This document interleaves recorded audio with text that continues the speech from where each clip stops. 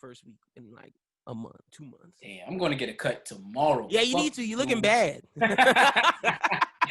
I'm looking at Doom's cut like, damn, I need to get a cut. You looking rough, bro. Fact though. I had to get the do-rag off because my shit was looking just like that for weeks, bro. Like this quarantine shit. Oh no, I was looking horrible. Bro. Like I was looking like I think I was the worst looking out of us last week. My motivation to get a haircut is gone because don't be nobody outside. Bro, and wait, fact, bro. And can we be honest? Don't even go nowhere. Let's be honest. When you went to the barbershop, just like when I did, I walk in with my mask on. Anybody else wearing a mask in the barbershop? Yeah, I walked in with my mask on. They're not playing at my barbershop. Oh well, bro. see, I wish I had your barbershop type rules. Nigga, my barbershop, no one with a mask. Oh, nah, you got me fucked up, bro. You got me fucked up. I will walk the fuck out. And the barber, bro, as a barber, you gotta be way too close to a nigga. Right. My barber never even took his mask off. Look, I love my barber. I'm not snitching on him. If you listen to the pod, you already know it's good, but that shit happened. Like, no mask. Bro. I'd be like, oh, y'all on that kind of time? All right. I'm out. This nigga done came in physical contact with 200 niggas in a week. Right. You want to be all in my face and shit with no mask? Nah, no sir. No mask. And the thing is, it's like if they're not wearing a mask, then what's the point of me wearing one? Because the mask doesn't protect me. The mask is protecting me from them. So it's like, what are we doing here? Bro, and it's crazy because at my barber shop, they got like, it's etched in the glass. They got a picture of a nigga face with a mask and it say no mask, no service. And you go in that bitch and there's only like 4 chairs to sit down and they in each corner of the fucking. See, that's fire. Y'all that's care. You're supposed to do it. That's called caring. That's what that is. And bro, pretty much if them 4 chairs is full, you shit out of luck. You gotta set an appointment, bro. Wait, do y'all still walk in at a barbershop? There's no way. Like in 2020, there's no way. I don't, but niggas do. I know niggas do, but like they would have to be waiting there. Like let's say they got there at 12, they wouldn't get a cut till like 6.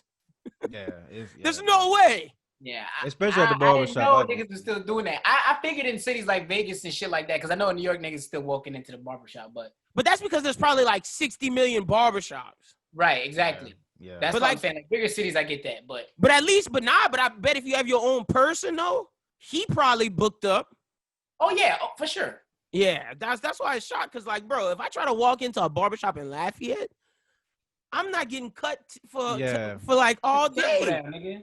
Yeah, no. You be lucky for 4 hours. If you that's get what out of there in 4 hours, you be lucky, my nigga. That's what I'm saying. It's like I tried that shit like before the pandemic, and I went to my shout out. I'm not gonna say his name because I was talking shit on his barbershop, but he know who he is. Shout out my nigga. I went to what was that place by Zorba's, Brooqlyn on Pinhook. That barbershop that's in the corner, you know, on Pinhook by Zorba's, and they got that meshes and they got that daiquiri store, and then it's in that corner. Whatever. This is some Lafayette shit. For the people that don't even live in Lafayette, they don't give a fuck. I went to that barbershop, bro. I sat down there at maybe like 3 o'clock. My girlfriend said, "Why the fuck are you still there? Why haven't you left?" It's 8 o'clock. It's 8 o'clock, still no cut. I was there at 3. And then it was like, oh, they still got 2 more in front of me. I was like, nah, dog, I'm gone. But I felt played because I waited there all day. I would have felt played too, nigga. 5 hours? Damn, nigga, if bro. I commit to 5 hours, you gonna cut me, bro. That's a fact, dude. That's a fucking fact. I was just getting shitted on, bro. Shift at that's work. What I'm saying. No, but dude, I wanted to wait. I'm just getting shitted on by my mama, my girl. They blowing up my phone because we was supposed to go to my mama's house. It was just some big shit. So it was just like, damn. Bro, honestly, bro, I think at the 2-hour mark, I'd have been in it for good. We all the way committed at the 2 hours. You gonna cut me, my nigga. Fuck that. Ian says he loves our cold open, so that was a cold open. But I think it's time I can introduce the pod. This is the BrosWhoThink Podcast. My name is Lyndon Burton, a.k.a. Youngboy Dewitz, a.k.a. the People's Champ, a.k.a. Beard Gang, Fresh Cut Gang, Icy Mane, My Light is Flickering Gang. This is episode 165, and I'm joined by my co-host, as always. To my left, we got Mr. Doom, and at the bottom this week, we got Brooqlyn. How y'all doing, fellas? I'm good, man. Chilling. Same, bro. You know, another day, another dollar, baby. Yeah, facts. I'm trying to remember what happened in the span of last podcast and this one. And I was going to say the debate, but that was the last one. I remember what happened for this one. Yo, that nigga Trump got COVID. Facts, bro. They said mask off. Fuck it. Do that shit. He's infected his whole staff. He don't give no fucks. That nigga got off a plane like an Avenger, took off the mask. It was in front of the White House saying, can't breathe. Be calm, nigga. Like, what the fuck? 19 people on his staff, bro. 19 people. That nigga clowning, bro. But then like he said, he was in there for a weekend and now it's over with. And he felt better than he did in 20 years. Nigga said he got his spring back. Nigga said he feel like Stella. He got his groove back, It's dude. either one or two things. Either he never had it and he was just lying, or that nigga doing bad. Nah, bro, they pumped him full of drugs. They said they gave this nigga 3 steroid shots. Of course you feel like you 20 years younger, Well, nigga. Well, look, I'm just saying, when them drugs wear off, or if he taking these experimental drugs, that's not gonna be good for that man's long-term health. That man is old, fam. He either he capping or he like Brooqlyn said, he doing fucking bad, bro. I think something in the story is cap. Sure. Yeah, they got that's a fact, bro. A 74-year-old man in the shape of Donald fucking Trump beat this deadly ass virus in 2 days and just shook back. Now he on TV talking about I'm good. And it's 20-year-old niggas that's in the gym every day dying from the shit. It ain't no way, bro. Does this nigga think we boo the fool? Like Doom said, 2 days? Like this nigga pop up in 2 days? Like what is he, a super soldier? Did they give him the Captain America serum? What's up with this nigga, dog? That's crazy. This nigga was in Walter Reed, bro. And like, just for people who never was in the military, that's a military hospital. I can guarantee you, I don't give a fuck if you're the president of the United States. It ain't nobody in that motherfucker equipped to do anything fire. Them military doctors is ass, bro. That's a fact, bro. Them niggas gave that nigga ibuprofen and told him, nigga, you gonna shake back. I shot his ass up full of morphine. Like he was on something. Oh shit, that shit was hilarious. All the memes about like the Simpsons ain't led us astray. And look, I said on Facebook, I'm not wishing death on nobody, but let me just say this to the people that are wishing death. I'm not mad at y'all because look, Trump made fun of handicapped people. Trump made fun of mentally ill people. Trump did I can't breathe, making fun of a woman with pneumonia. Trump made fun of multiple women, multiple black people, multiple homosexuals. So like, get it how you live, partner. That's karma, dog. Like, I'm not mad at nobody who making fun of that nigga, dog. Do y'all thing. Get y'all jokes off. That's a fact, bro.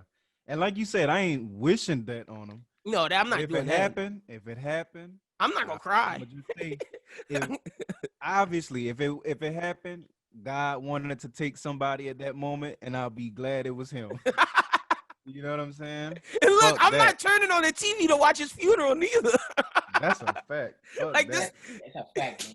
This not like James Brown or Michael Jackson. Bro, James Brown funeral seemed like that shit lasted for 2 weeks, bro. They was no bullshit. I remember that shit, bro. I just remember being young, and my mama was like, "Why did they carry him from New York to California?"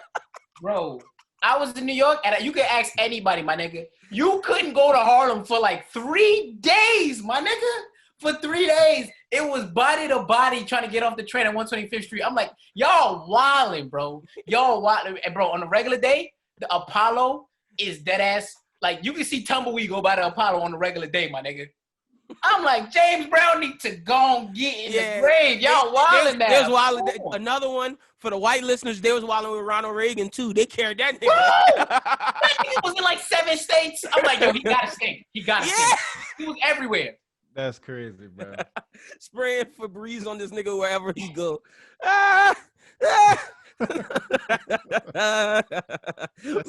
Look, shit. Not a lot of shit happened this week, ladies and gentlemen, but we will get these jokes off. But I will say, big music week. Big music week. Let me just start off because we're going to talk about the Bryson album, the 21 album. Me and Doom going to talk about Givian's album. But let me just shout out Smoke DZA. If you are a hip-hop head, Smoke DZA's new album is amazing. I saw Hovain liked my Twitter on tweeting and followed the brother. Shout out to Hovain, man. We fuck with y'all over here in cinematic music. Y'all killed that. That Smoke DZA album is amazing. Like one of my favorite songs on there is the one with Jim Jones and and Cameron, Tradition. He got a Jack Harlow feature that's smoking. The song with Banquet Drawless Fire, Survival's Remorse, and the one with Burner. Super, super hard. And like, I fuck with like, cause I put Smoke Distance in that class with like Currency, Dom Kennedy, like Early Wiz, like Larry June, like the niggas who use Harry Fraud and Alchemist and get like those real soulful samples, but they really just rap about weed. But like, nah, man, Smoke Distance killed it. Like it made me over the weekend just start listening to. I checked out the Larry June album because of it, and that shit was fucking hard too. So I'm soulful samples and good raps is what I'm jamming at this point right now in 2020. I don't need none of that trap shit. But that's a fact. let's start off with 21 first. We'll do Bryson. I was about to say, you might as well keep going with what you said. Yeah, let's start off with 20. All right. It wasn't bad, but it wasn't good in my like it sonically 21? Like yeah, it didn't give me nothing new. Doom, your criticism about Uzi not giving us anything new with Eternal Take, I kind of felt this way about 21, and I was like, why is everybody just like, this shit is the best shit ever? And I was like, it's okay. Like I listened to it. Like it definitely had me doing this. But, like, That's all it had me doing. That's a fact, bro. It's savage, bro. That's what I expected. And, I mean, I went in there with open mind, but I knew it was going to be trap from the first one. As soon as I seen it was Metro Boomin, I was like, it's going to be trap from the beginning to the end. Yeah, that's all it was. Like, it didn't break the mold. He got a gun on his lap, bro. Come on. Glock in his lap. That shit went hard, bro. Now, let me say this. I got to give him his props, though. That nigga had Morgan Freeman narrating his album. That's hard. That shit fire. That's hard. Like, fire, look, however I feel about the music itself, that shit is cold as fuck. To give Morgan Freeman, he had Morgan Freeman calling out to like, a rat is this? I was like, no, Morgan Freeman. He's like, he's just a fucking rat. I was like, oh, hey, that and that fire. Shit was hard. Yeah, bro. That's hard. I got to give 21 his props for that. That shit was fire. And I'm going to say this, bro. I know that, like, musically, if we judging it on like the quality of music, is not the greatest shit. But for me, bro, since this album dropped, I literally, when I go in the gym, I just start from track one. Nah, I can see that. I put the album on repeat, and that's the only shit I'm working out to. Nah, it's gym music for sure. Yeah. Oh yeah, for sure. I rock with that. Like, cause I got a gym playlist where it's just a bunch of turnt shit. You know what I mean? Cause I work out better to music that make me want to shoot a nigga. You know what I'm saying? Well, I mean, yeah, nigga, that's what 21 Savage, bro. 21 Savage, he delivered with that type of shit. Bro, I'm going hard in the gym to that fucking Savage mode too. I'll be on that for the next month. I swear to God. And then Drake shouted out SZA saying he was dating her, and then her ass unfollowed him for spilling the tea on the 21 album. I know y'all called them bars. Then that nigga said he basically was like talking to the bitch he fucking. He was like, "Yeah, I used to date her, but we could still let her play if you cool with that." Like this nigga Drake is crazy, bro. It was wild, crazy, bro. Yeah, it was wild. But like, look, I think Doom said it best because like I'm not gonna shit on because I didn't think, like I said, I didn't think the 21 album was bad. I just didn't think it was like spectacular. It's definitely good workout music. I definitely understand that. It definitely make your shoulders move. But the fact he got Morgan Freeman, huge, bro, huge. Tekashi really 6ix9ine like should be hurting. He ain't throw no. I ain't see Tekashi say nothing to 21. He know. He'll say something to Dirk, but not 21. Yeah. 21 will pull But out the glue, I think fucking with Dirk is a mistake. I think it is a matter of time, bro. But see, Dirk got the feds watching him, bro. Dirk got like 2 open cases right now. That's why he can do it. Yeah, that's why he got to keep it cool. But I think because Dirk can't do nothing right now. Yeah, no, for sure. Because he'll do something otherwise. That's a fact. All right, let's get to Bryson album, man. Look, Set It Off was not the best of albums. Trap Soul, insta classic. I think Anniversary was good. I think it was better than good. I think this was a success for Bryson. Now, is it Trap Soul? Probably not. You'll probably not make another one of those unless you get lucky. But this music was better than Set It Off.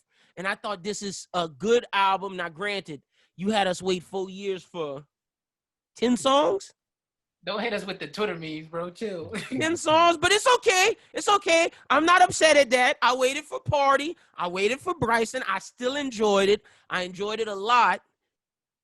Yeah, I thought it was good. That's all I can, because like I'm not gonna shit on it. Like it was good, but was it Trap Soul? No. But was it better than Set It Off? Yes. So in Bryson's book, that's a success to me. That's a fact.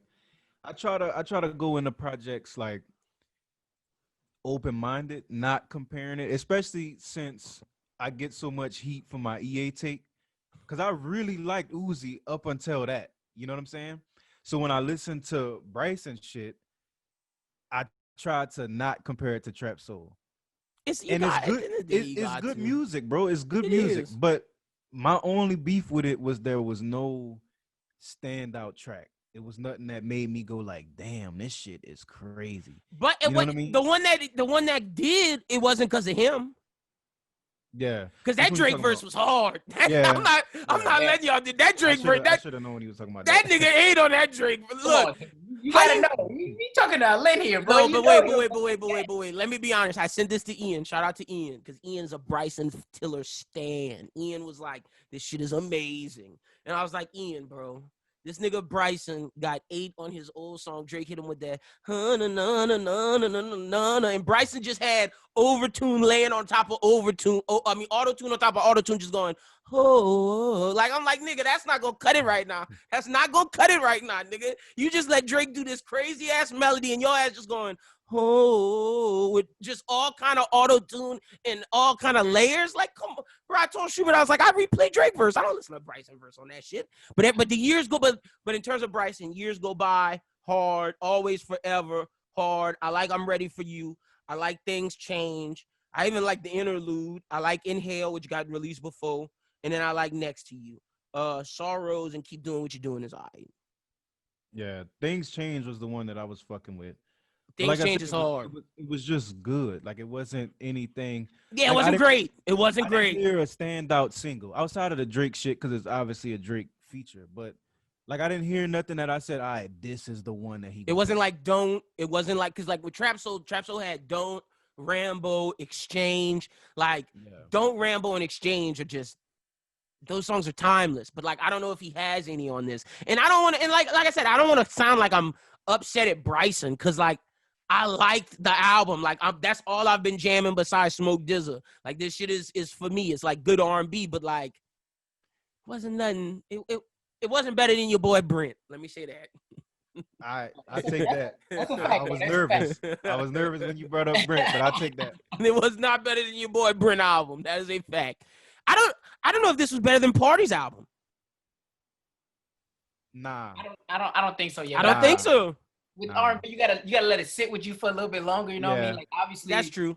Bryson should go hit harder in the winter when niggas low vibes. That's gonna be somewhere in the wintertime when I'm driving on Ambassador at 3 a.m. and they got the Hilton lights going off and all the lights and Laffy going off, and I'm just riding and I'm in a vibe. That's that's exactly when I'm gonna feel that shit. Like when I realized Scorpion was good, the first part. I was just that shit took a while to sink in. Real quick, I got a question for y'all. What makes a great album to y'all? Like, what is the difference between a good album and a great album? Well, a great album has no skips. That's off rip. Like, that's what I was gonna say. A great album has no skips.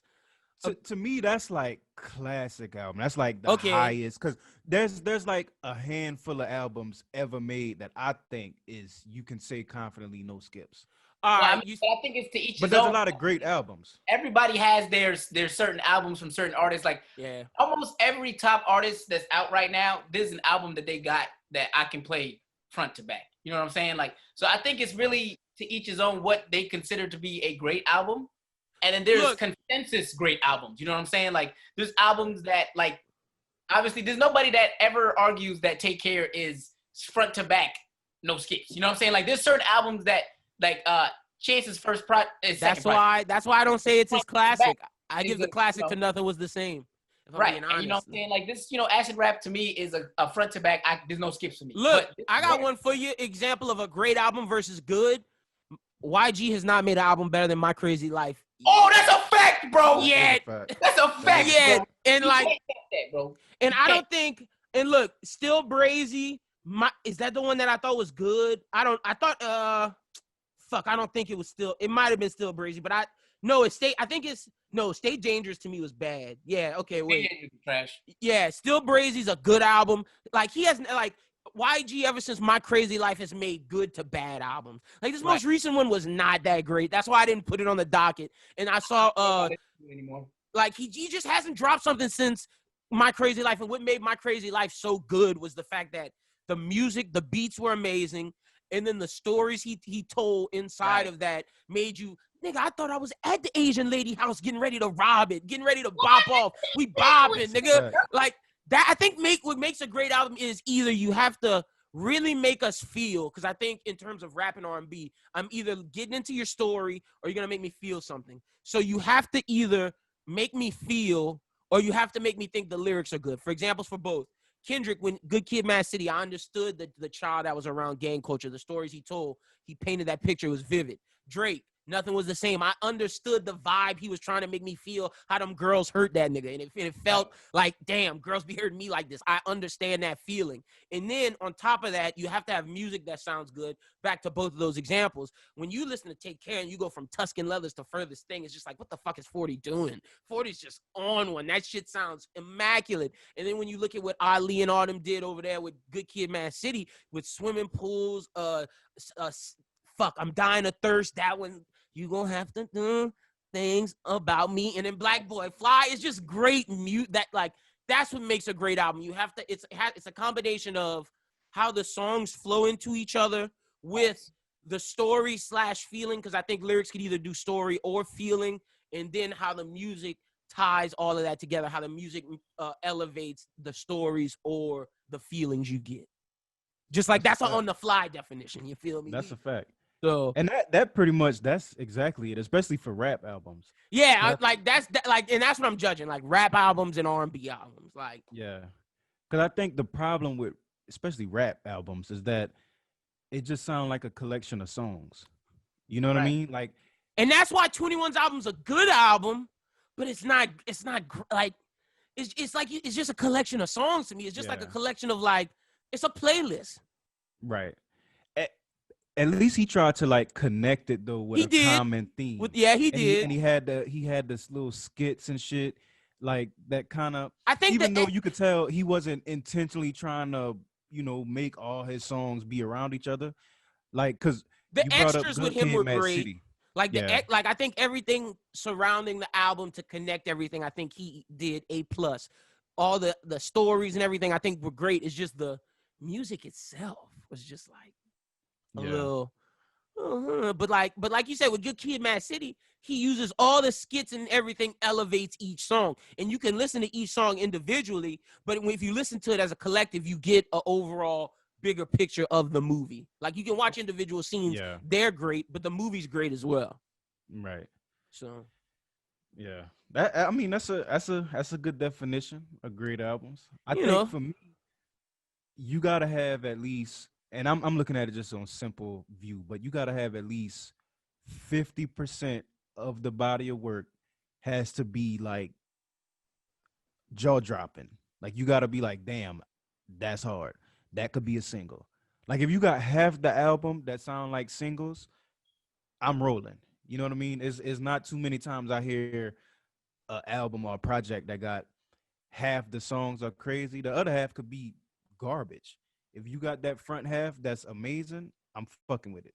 That's why I like Brent so much, because like Brent, he might not have every song just a banger, but the ones that do go crazy, they go fucking crazy. And he always got at least 4 or 5 on them on each project. No, I feel that. That's good to add to the definition as well, because like if you got an album where it's like, damn, song after song, you got me like, damn, then like that's a great album for sure. For sure. We could definitely like dive into this criteria more and bring albums to say which ones do that. But like off rip, the ones I know the best, like that's why I had to use Good Kid and Nothing Was the Same, because those are 2 albums that's like, honestly, I think Good Kid is the bar for rap. I think Good Kid and My Crazy Life are good examples of how the storytelling flows into the music and it flows back into the storytelling and flows back into the music. My Crazy Life is a great street album. That shit is so seamless in those albums, bro. That shit is crazy, bro. Like, but is that YG's fault for never working with Mustard again? Like, you might have to give Mustard his props, because he ain't been with Mustard since. Like that. I think they did do something after, but you could tell that Mustard was holding out. You could tell Mustard. It wasn't like Mustard had creative control. Like Mustard was doing everything with the tied everything, at least music wise, and YG came with it. And that's not saying YG's bars have gotten worse. It's just like the music that he's going with, it's just not simpatico. I don't know. It's just not like it's not.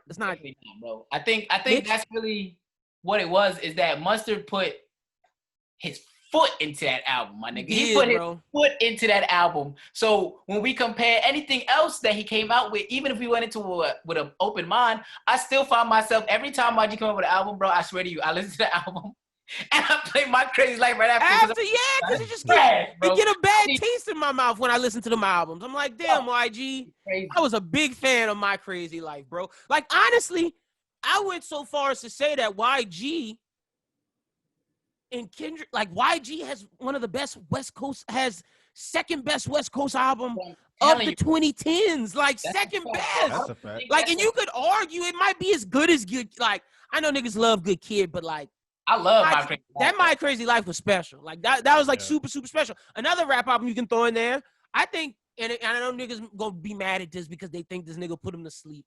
But you gotta give this nigga his props. 2014's Forest Hills Drive was amazing. Bro, I didn't want to say it because I know I'm biased. So I was like, I'm not gonna say J. Cole. It was amazing. I'm not gonna say it. Like, that's the only J. Cole album I can listen to still to this day where it's like, that shit. When I put it on, I gotta run it. Yeah. That shit is amazing. I know niggas don't fuck with J. Cole like that. My thing with J. Cole is you gotta be in that vibe though. Like, he take you to another little spot. Like, that's not no music you putting on while you just going about your day-to-day shit. You gotta be in that vibe. You know what I'm saying? That's the only. I can't work out to J. Cole, but like if I'm driving, I could definitely run that. Yeah, I feel that.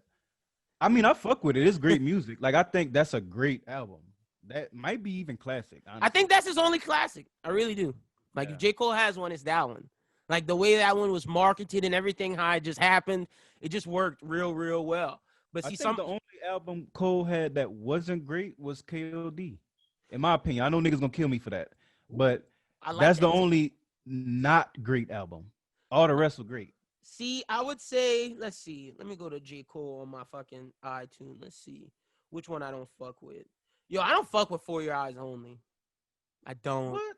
That was hard. I need the one after 2014.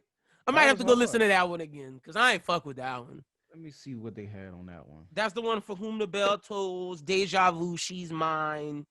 Like, I don't even know some of these songs, but the only one you know is Neighbors Know the Name. Like, that's the only one niggas know. Like, that album wasn't that good. That album's all right. Like, see, Cole lucky he didn't get treated like Big Sean because Cole albums, like, 2014 is great. The Friday Night Lights mixtape is great. Yep. Hold on. I'm not about to let y'all even. I'm trying not to be biased, but don't let the nigga come out. Hold up now. Listen, we're not even about to start like Born Sinner, fire. We're not even about to do that. That's a classic. Born Sinner is fire, nigga. Yeah, Born Sinner is, and it dropped on the same day as Ye and Mac Miller, and that was like the murdered these niggas. Yeah, but I will say Mac came second. Kanye was third. I'm just saying. Yeah, that's a fact, bro. And then I went to his concert. Nigga was off the Henny, bro. On the stage with the Henny, nigga had the full orchestra. Nigga had the Henny and the orchestra. I've never seen a black man be a nigga and be sophisticated at the same time. Y'all not about to talk about Born Sinner like that. Born Sinner was great, bro. Born Sinner is a classic, bro. I think Rich Niggas is one of my favorite Cole songs. Oh, that's a fact, bro. That's one of my favorite Cole songs. Now that I'm looking at Born Sinner, you're right. I'm not going to do him like that. Hey, you not going to do that. Caning Day, Let Niles Down, Born Sinner, the single New York Times with 50 Cent. Like, niggas know that was another banger.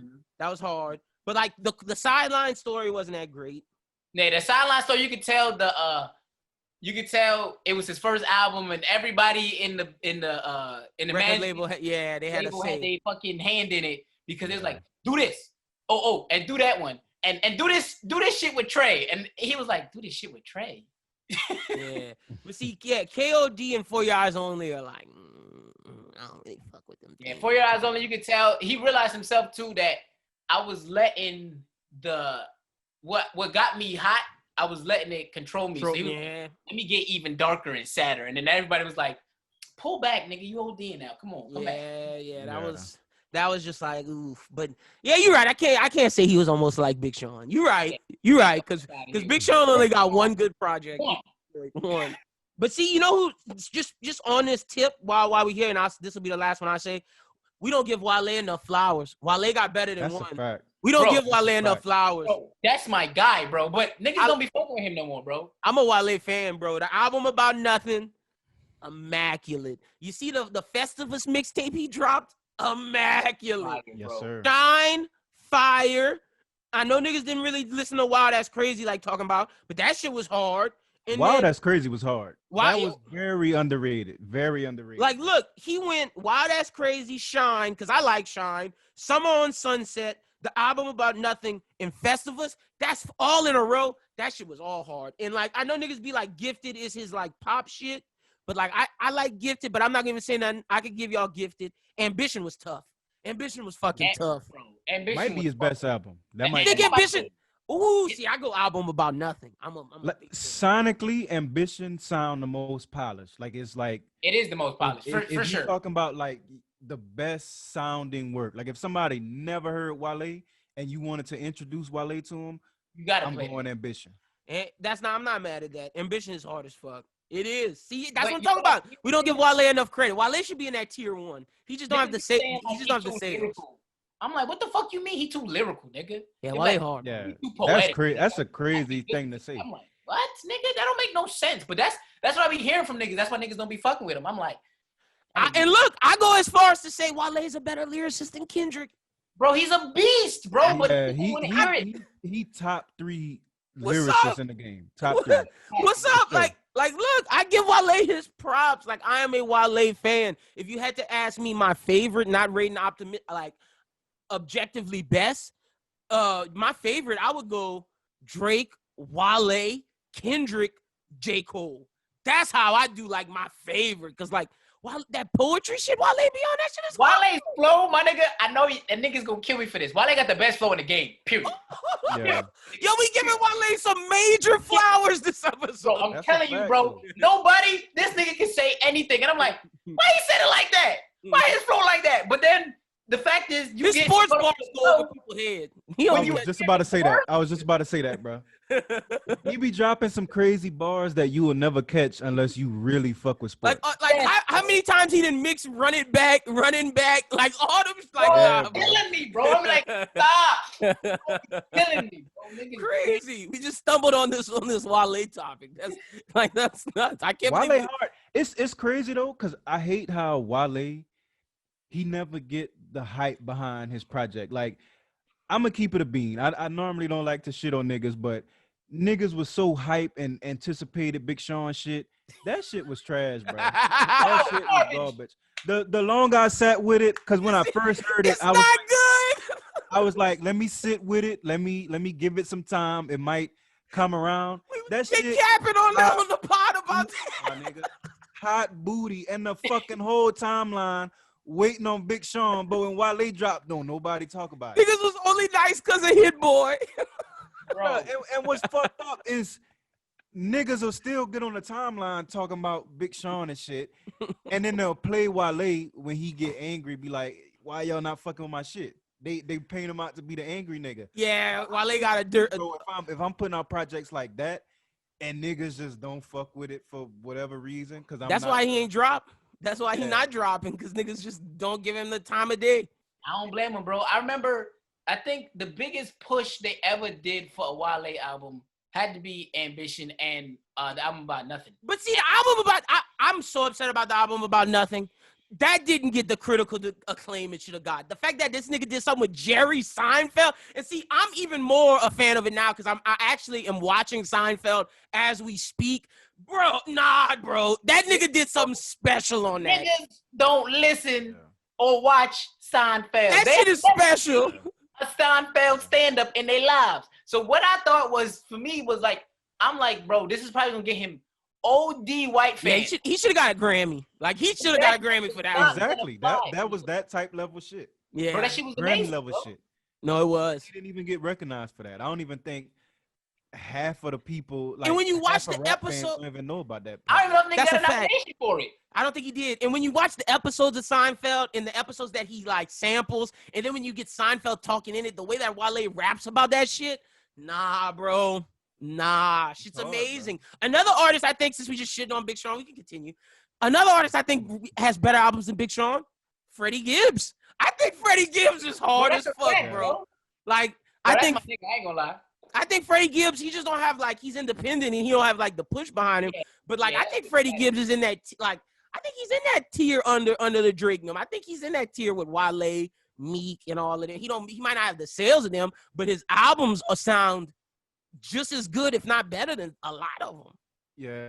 See, the only thing with Freddie Gibbs though, while his music is dope. Like, don't take this as me shitting on him, but his music is targeted to a specific audience. No, that's a fact. Like it's a specific pocket of rap fans that Freddie Gibbs make music for. And that's what keeps him out of that range. Is like, bro, he can Wale make should be global. the pop track. Yeah. He can make the top Billboard sounding song. He can make the rap shit, the lyrical shit. He can do every pocket in the rap genre. You know what I mean? Because you know there's at least 20 sub-genres of rap. Right. And Wale could hit all of them. That's true. That's why I think he should be in that Drake Cole. No, he should be. Conversation. I understand when they be angry though. I be getting it. I understand, nigga. Yeah. You deserve them flowers, nigga. Cause Wale's argument he should have it. He does have it. Is I make melodies like Drake and I do lyrics just as good as Kendrick, if not better. And I check all the boxes. My Y'all just don't like me because I'm angry on Twitter. Like, right. Like, I'm checking all the boxes, but I'm not seeing that complex shit fucked him. Like when he went in the complex and like wild out on him, like that kind of blackballed him against all the that media blackballed people. him big, bro. And I think another thing is like for a lot of people, like especially casual fans, because like for me, I listen to the music and that's it. I can care less about what niggas got going on in their personal life and what antics they got going into the release and all that shit. I don't give a fuck about none of that. But Wale shit is he don't play the artist game. No. Like, there's a specific game. There's a way you got to move as an artist, especially going in the rollout time. Like, especially nowadays, you almost got to do some Kanye ass shit if you want, you know, some buzz behind your release. And Wale don't do that. Wale just come out, nigga, I've been working. I feel confident about this shit. Listen to it. Yeah. And that don't work in 2020. You gotta gain niggas respect. Unless you that nigga already. Like some niggas can just drop, but like but even those niggas, like when you think about it, I think the only exception to the rule is like Kendrick. He the only nigga that I've never seen not do the antics. Cause even the Drakes of the world, he's had. What you about to say? Drake real out of shit. He's had certain, but I'm saying surrounding Drake's career, he's always had little stories that make you want to watch. Like the Adonis shit, even though it wasn't purposely, that was one of the biggest fucking rollouts ever, bro. Like it was. Wale don't have that. You know what I mean? Like Wale don't have those type of with Future shit. That rollout to coming up with for the him and the Future shit. He just wait. No, that Future rollout was hard because I didn't even do nothing. Them niggas was just they leaked the idea that it was gonna drop something. And that's all they needed to, nigga. That's all they needed to. But that's not a rollout. The fans did that for him. Like the fans. I was part of the crew on Friday. The 2 weeks before on Friday. Niggas got wind that shit was supposed to drop, and every fan was tweeting, "Where's it at?" And then for 2 weeks, everybody was like, "Where's it at?" constantly, and those niggas would be like taking like little pictures with themselves. Yeah, like, no, they is was it coming? And like that shit was hard, bro. That was organic. Like I'm cool. Yeah. See, that's why I don't consider Drake shit rollouts really, because he be doing some shit like purposefully, like dropping a picture or some shit. But the fact that fans tweet about it and get the hype going, that's organic. Yeah, that's organic as fuck. That's not like what Big Sean got every interview coming out with everybody. He got Hit Boy on a marketing campaign. Like, it's different when it's organic. Like Cole does have a rollout, but I feel like it's organic. Yeah. I think really though, Wale never been playing the artist game. I had to go back and check to make sure I had my It wasn't since like Ambition, like when he was doing them early in Maybach music shit. He still wasn't playing the artist game, bro. Because when I met him, when Ambition came out, I had just met J. Cole when the Sideline Story came out. He did the rollout. He had everybody. He meeting fans. He dapping niggas up. He in Central Park playing ball. This nigga Wale in fucking Soho, it's the broad daylight. This nigga got his fucking music blasting. He don't hear you. He not acknowledging no fans. Nigga signing, he's signing CDs like a robot, my nigga. This is 2011. But that's and why. He's still acting like that. But that's why. He That never is, if we want to be honest, that's why. Yeah.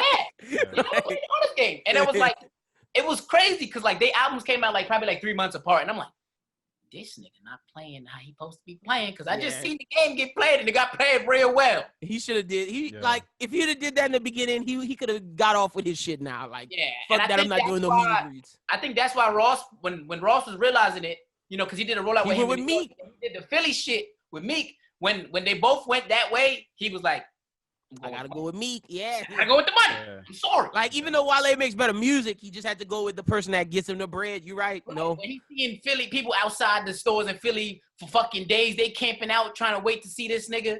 And this nigga over here just like disregarding all his fans that came out here. I'm like, damn, nigga, your music hard, but you terrible for my marketing team. That's a fact. And plus, you gotta think, Meek also, he was dating Nicki at the prime of both of these shits. Even if you was casual, even if you wasn't like, yo, I fuck with Meek, I can't wait till this Meek drop, you was gonna check it out just to hear him talk about him and Nicki relationship. Like he had that little connection to do fire promo. Like, and honestly, I believe niggas do shit like that strictly for that purpose. Reason. Yeah, probably so. Oh yeah, that's a fact. Like I think if Meek doesn't pick a fight with Drake, he would be in a whole nother ballpark right now because he was on the fucking climb at that point in time. He was that he dropped like right when the song, the Rico album, where Drake was on the album and they beefing, and then you go hear the Rico shit is Drake talking shit on him. Yeah, that was a great album. But it didn't get the love it did because of the beef. No, that's a fact. Yeah, Championships. That was the one. Championships was the after. That was the one after. No, you're right. Dreams worth more than money. Yeah, Dreams worth more than money. Yeah, that's the one. Because Championships was amazing. I think Championships is the best album. Underrated album. Well, that's the best album. That enough. That's a fact. But let's get off of Meek because they and all this because they got some drama going on. Now this was leaked. Let me just say, Punch has already said this is what he tweeted. The rumor will get around the world faster than the truth. So that's him denying this. But like, I don't know. We gonna see. So this was released. I got the whole note of what the niggas leaking. Kendrick went back and changed up his album. He's still slated to drop this year. TDE has no clue when Kendrick's dropping. They're scared to drop Zay or Reason because they don't know if Kendrick will drop. Kendrick basically left TDE to pursue PG Lang with Dave Free, and TDE knows nothing about PG Lang. They found out when we did, and apparently there's some tension between the members because they feel like there's too close to Kendrick's that they should know about PG Lang and they don't. The PG Lang roster includes Kendrick Lamar, Baby Keem, Reggie, Murder District, that's the guy from Anti-Bound Lives, and Georgia Smith. The last three aren't officially signed, but they are going to be on the roster. Baby Keem is definitely on the roster because that's Kendrick's cousin. That's something that I know for a fact. Isaiah is supposed to be dropping after Reason. Zakari has a boy band with 3 other white guys. He said TD just took some random singers and put them together as a boy band. He played some of their music live, and let's just say it sounds special. There's 2 other TDE signees, one rapper named Ray Vaughn and the other a female, but we never got the name of the female. So, damn, is Kendrick fucking over TDE right now? Y'all think that's happening? I like to believe that's not. Because, like, I love the story of TDE, you know. But Kendrick does have PG Lang. PG Lang is a thing, and no one knows what that is. And I just remember when that dropped on Twitter, everybody was like, whoa, what's this PG Lang shit? And when you watch the new Baby Keem videos, they are PG Lang, and them things hard as fuck. So, like, I don't know. It might really be going down like that. So, I can't blame him. Like, do you think, Kendrick? Like, you want to be free? You want to do your OVO sound style? You want to do your Dream Chaser? I get it. Let me say this. He's earned the right to do that, for sure. But, like, I'd like to believe because of, like, how close TDE was. But the fact that we never got a full, besides the Black Panther shit, but a real Black hippie album with all Kendrick, Q, Absol, J-Rock, that tells you things aren't like they were when we first started. Right. Yeah. I still think that this is some type of way to get some hype around this drop. Just because he has been in the shadows since damn. Yeah. Like it would make sense to me to like stir something up to get people talking about Kendrick again. Cause now everybody's sitting there like, even if he not on TDE, we waiting for a project. We want to hear something. And we want to know what's up with PG Lang. Like, what's up with Yeah. this, like, movies, TV, artists, your media company that you're about to, and your label that you're doing with Dave Free. But it makes sense because Dave Free left TDE, and Dave Free was, like, the guy at TDE. It was Dave Free and Punch. Punch handled SZA, and, like, SZA was his main one. I don't want to say he handled Q because I think Q did his shit by himself, but Punch handled, like, J-Rock and SZA. And Dave Free was really messing with Q but mainly Kendrick. Oh, and then Isaiah was messing with by Punch too. So it's gonna be interesting to see, man. But I just hope this TD shit's not real, because it just be sad to see some black men arguing with each other. Right. Yeah. Especially once you built your shit up to what it is. They did that from the ground up. Like, I remember I never forget when Kendrick came to New Orleans at the Drake concert with A$AP Rocky, and A$AP Rocky was first, and niggas was like, yeah, like, he had his A$AP mob that was like that came there just for them, but everybody else was like, who's this A$AP nigga? But I swear when Kendrick came on doing High Power, saying his poems and shit, me and my niggas knew who Kendrick was, but I swear around the whole building just, boo, get this nigga off stage. That's crazy. I never forget that as long as I live. Like, that happened, and, like, me and my niggas was like, yeah, do Michael Jordan, do Ronald Reagan. Like, we hype, and everybody's like, boo, bring A$AP back, or bring Drake on. Like, nigga, that shit was crazy. I was shocked to see him come from that to this. It's like, damn, I saw you come from the ground up. I don't want to see y'all. I don't want to see the Fat Boys break up. That's a fact, bro. Especially when I look at TDE. I don't know. I might get some shit for this, but I put TDE up there with the Cash Money. Oh, that's a fact. No, you shouldn't get no shit for that. That's facts. That's a fact. Like to me, I think when it's all said and done, we look at that as a legendary collective. Oh no, for sure. Like, if you look at just the best labels of all time, it's gotta be. I say Cash Money first. I know niggas like to say Rockefeller first, but I go Cash Money number one. Cash Money, Young Money. And then you go Rockefeller, and I think TD's next. TD might be above Rockefeller when it's all said and done. Who knows? But Rockefeller had Jay, Beanie, Kanye, so that's a big three. Yeah. But like, TD was like, Ab-Soul's the reason why TD can't be over Rockefeller, in my opinion, because they got Q and they got Kendrick, Jay, and Kanye. That third one, we thought Ab-Soul was gonna be the lyrical, spiritual miracle, like just killing shit, nigga. And Ab-Soul ain't. I don't know the last time Ab-Soul dropped, bro. I feel like that hasn't been since like 2012. That's his only problem, though. Been a long time. But that nigga's nice, man. That nigga is fucking nice, bro. Ab-Soul was like, I'll never forget that freshman class that was like Ab-Soul, Q, Travis Scott, Action Bronson, Logic. That was the last great XXL freshman class, in my opinion. That was like one of the best ones. Like Joey Badass. They had so many people in that. I watched those freestyles like every day. And like, Ab-Soul ain't dropped since then, bro. He ain't dropped since then. Yeah.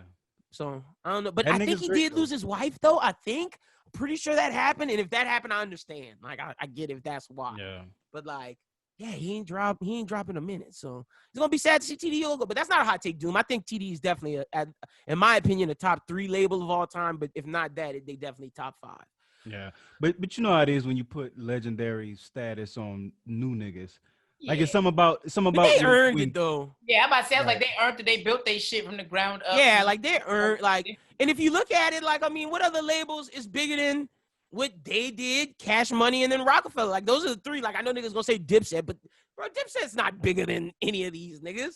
Like Terror Squad, they're not bigger than any of these niggas. Like Death Row is probably the only other arguable one that's like up there, because Death Row had Dre, Snoop, Pop. They legendary for sure. Yeah, so like they top 5 too, but like Terror Squad, bro, what are we talking about? I mean, you know, New Orleans niggas gonna try to throw no limit. But no, look. I'm from Louisiana. I started it with Louisiana niggas. You heard? Look. No Limit. They started a trend. They revolutionized the game.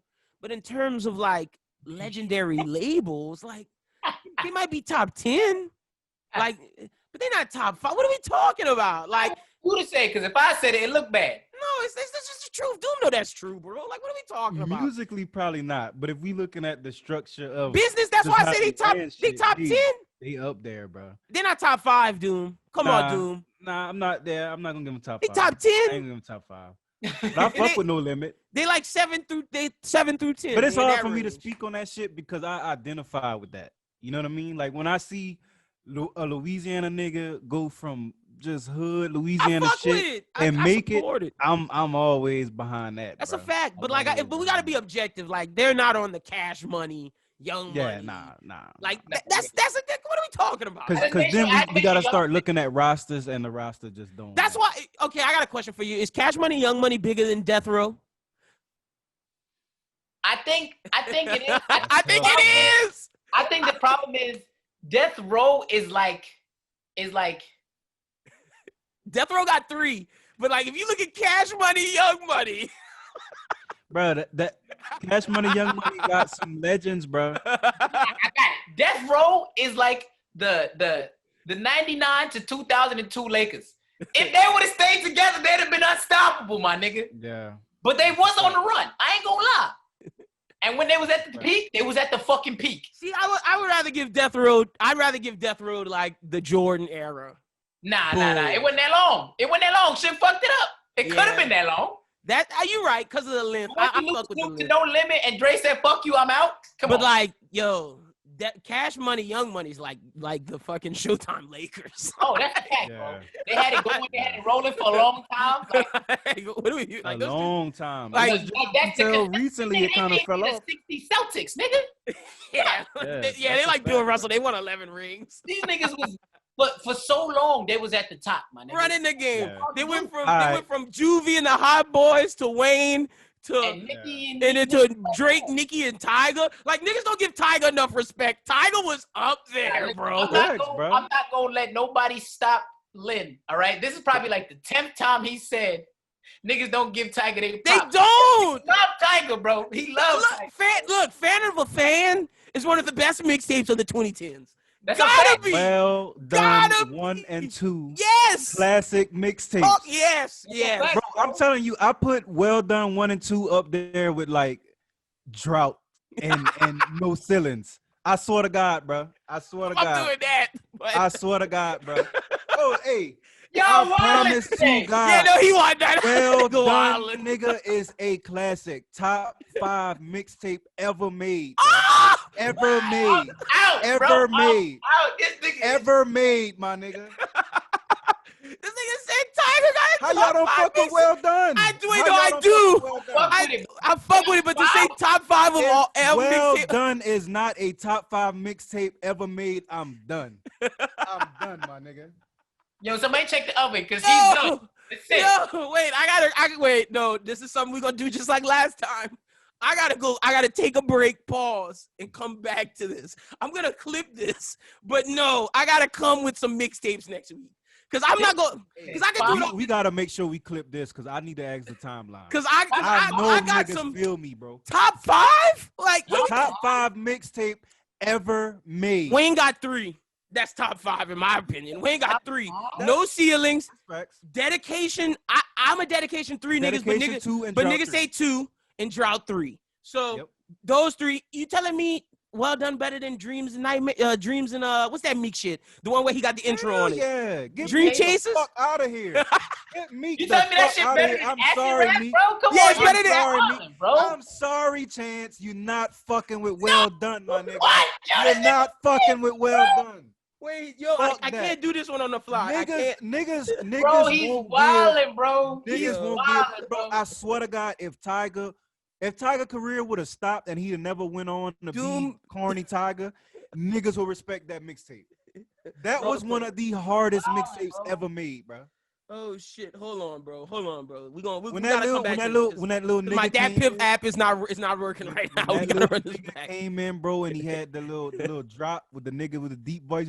Well done. You knew that nigga was about to smoke that shit, bro. It's better than Self-Made. Like Self-Made, the MFG. All that shit the fuck out of here. Well Done is top 5 Yeah, he wildin' right now. ever made. Okay, we coming back to this. We have to. Brooqlyn, I'm get your mixtapes for next week. We have to Luca Brasi 2. Luca Brasi 2, nigga. Get that shit the fuck out of here, bro. I'm sorry, Gates. That shit the fuck out of here. Y'all tried to do me with the Brent Fire shit. And Brent, he knew. So I let that rock. But we ain't gonna no. I'm coming with 10 next week, bro. Yeah, I'm coming with some mixtape. Yeah, this nigga said 10, top 5 of all time. That's nuts. But we tabling this. We're tabling this. This is tabled. No more. Crazy, bro. This is. We've stumbled on something great. So, all right, next up. Oh shit! The NFL has COVID. Like, we just That shit on the rampage. yeah, it's about to be done. Like, I don't know if y'all saw Stephen Gilmore hug Patrick Mahomes, and Stephen Gilmore has COVID. So, like, does that mean Mahomes is about to have it? The NFL's done. It's over with. Like, I see that ending in a couple of months. So that's all I'm gonna say on that. That's real fast. I called that though. Yeah. We was going and we was talking about fantasy and shit. I was like, And we was talking about it before too. Yeah, I thought my guess was I was like by week 3 that shit gonna be done. They made it past week 3. They did. So I give them their props. And they gonna stop and come back. They gonna stop for like a month or 2 and then try to come back. They gonna have to do a bubble. And it's gonna be like what we said before, where they thought that they could just wait it out and just like assume that the country was gonna have some kind of plan. Because I feel like the NFL was never actually. They were listening to Trump. I think they were listening to Trump. They I weren't really planning do. nothing, bro. They was like, we're just gonna have the season and do it like that. Like these niggas had no plan. No way. That's the problem with niggas that don't use rational thinking when money involved. Yeah. My nigga, if it's a fucking virus going around, bro, like think about like this is the same situation as like the common cold. You think if I put a bunch of niggas in the room that got a cold, that I'ma just not get a cold? Yeah. Like, what the fuck do you think was gonna happen, my nigga? Like, And then these niggas go and get all their IG bitches, getting all these bitches to be sent into them, and they don't know where these bitches been at. Like, no, it's just a problem. Like, it's just that's all that is. We'll see. All right, final topic I got today because I don't really care. Travis Scott may be dropping an album, but like I'm more excited to talk about this. So this is our relationship topic for the day. If something comes off this, cool, but this one's spicy. So I got this off a meme. So after spending 6 straight days with her, and you tell her you're going to chill with the homies for an hour, why she start crying and saying you don't love her no more? What? Wait, no, okay, look. I'm talking about why when you chilling with your girl for like a week. Like, let's say you didn't spend time with your girl for a week. And the first time you go ask to hang out with your niggas, why you getting the sad faces, the you don't love me no more? Why you going to hang out with this nigga? Why y'all going out? Why y'all doing this?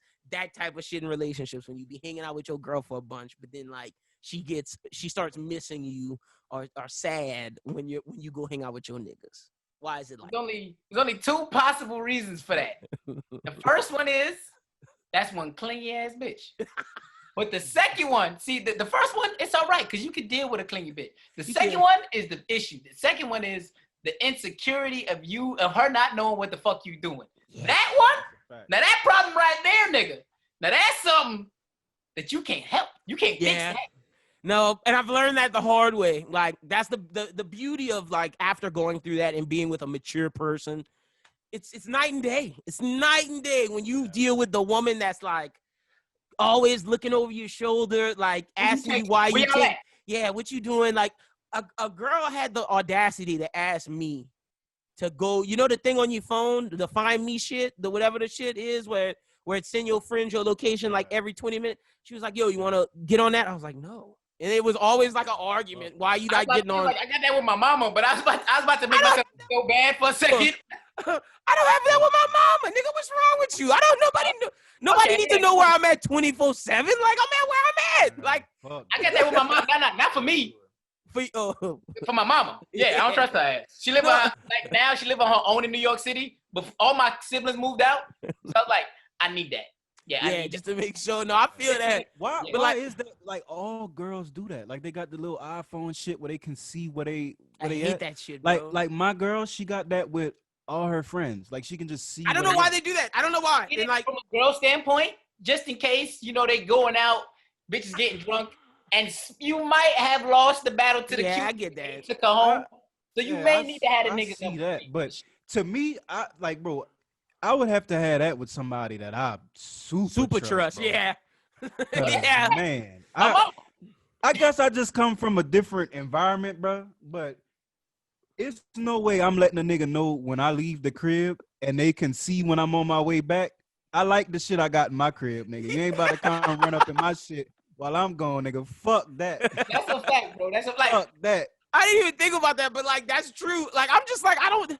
Why do you need to know where I'm at 24/7? Like what's the purpose of that? Like I think really I can't even go wipe my ass. Like what the fuck? That's I can't stop at a Walgreens to shit and wipe my ass without you knowing that I'm there. Like what the fuck? I really think though, like, cause I had it at one point. I had it with a lot of people, but it was because it was you was part of them friends that did that. Me and my friends would never do no dumb shit like that. We was getting drunk and niggas would just go missing, bro. Like you just get drunk and you like, hey dog, you see Tony? And I'm like, see, okay.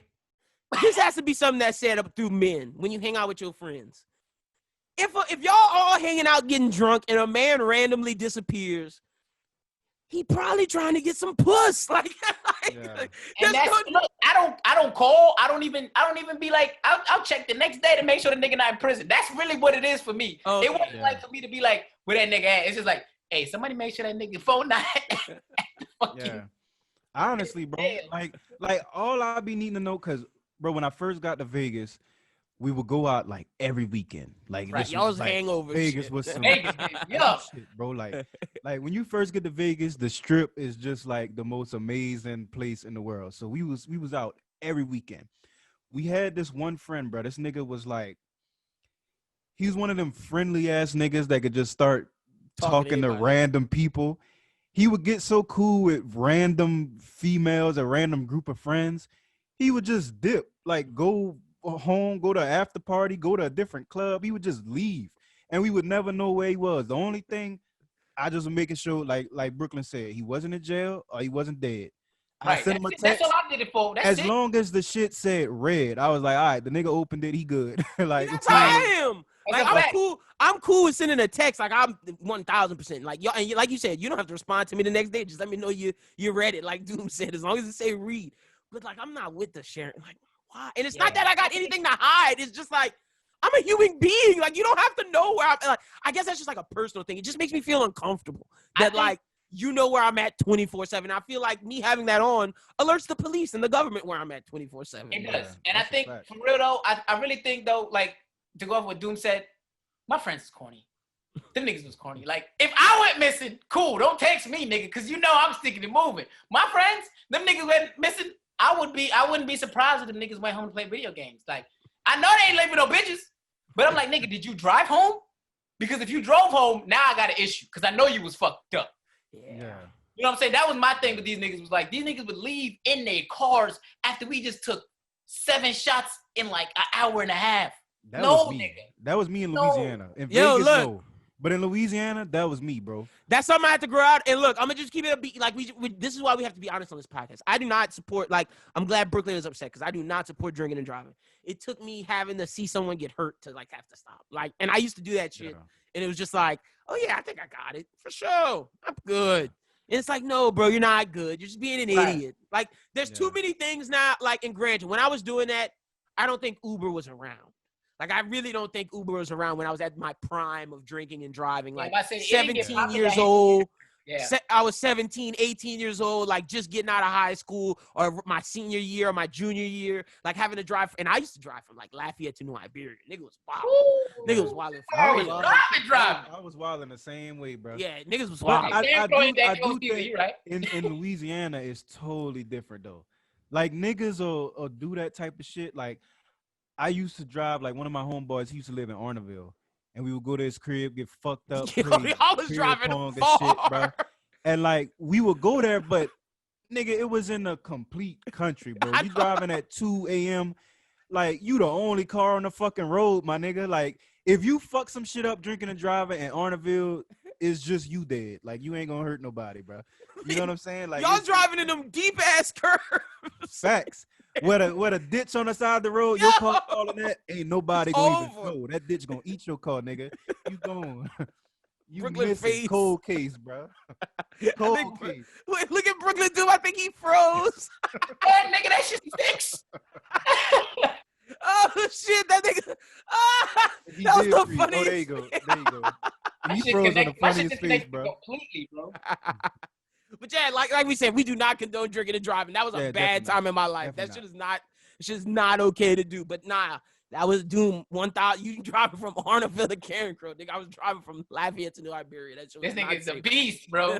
This shit was not safe, bro. Crazy, And the bro. thing is, bro, if I tell you, the pod is not the place to talk about this, but if I tell you all the things I've drove on, like, you'd be like, what the bro. fuck? The fuck wrong with you, Lyndon? Bro, A different human. I was a different He human. was young, bro. You gotta be young and dumb. Young and stupid. Bro, legit, I was just having a conversation with one of my boys from high school, and I was saying, it's amazing That we're alive. I didn't die, bro. Yeah, Like, no it's facts. fucking amazing, my Big nigga. facts. Big. Like, I should agree with be that 1,000. Ass nigga, bro. Like, I I coulda really be died, looking like, back, 5 and I times was over. like, God wanted me to be here, my nigga, because Yeah. I was wilding. My mama was saying some major prayers for me. Less. Like, Yeah. way less.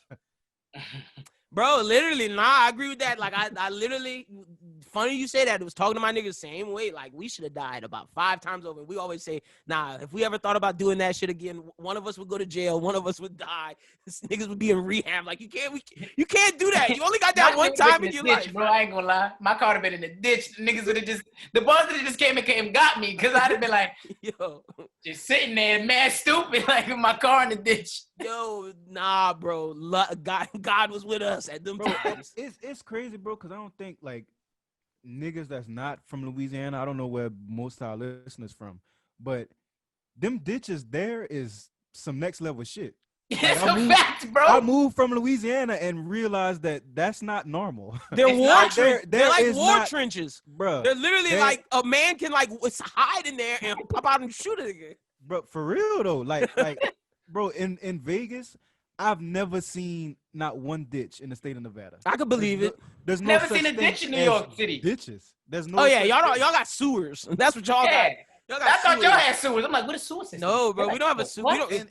And I get why, because it don't rain out here. But bro, there's ditches like that are fucking crazy. Like, if you fall in that shit with your car, bro, there's like no guardrail. And don't have the ditch that has like the big stone thing that covers up the fucking hole. You know how they got the Yeah, stone, bro. like, Yeah. bro, and you go into that.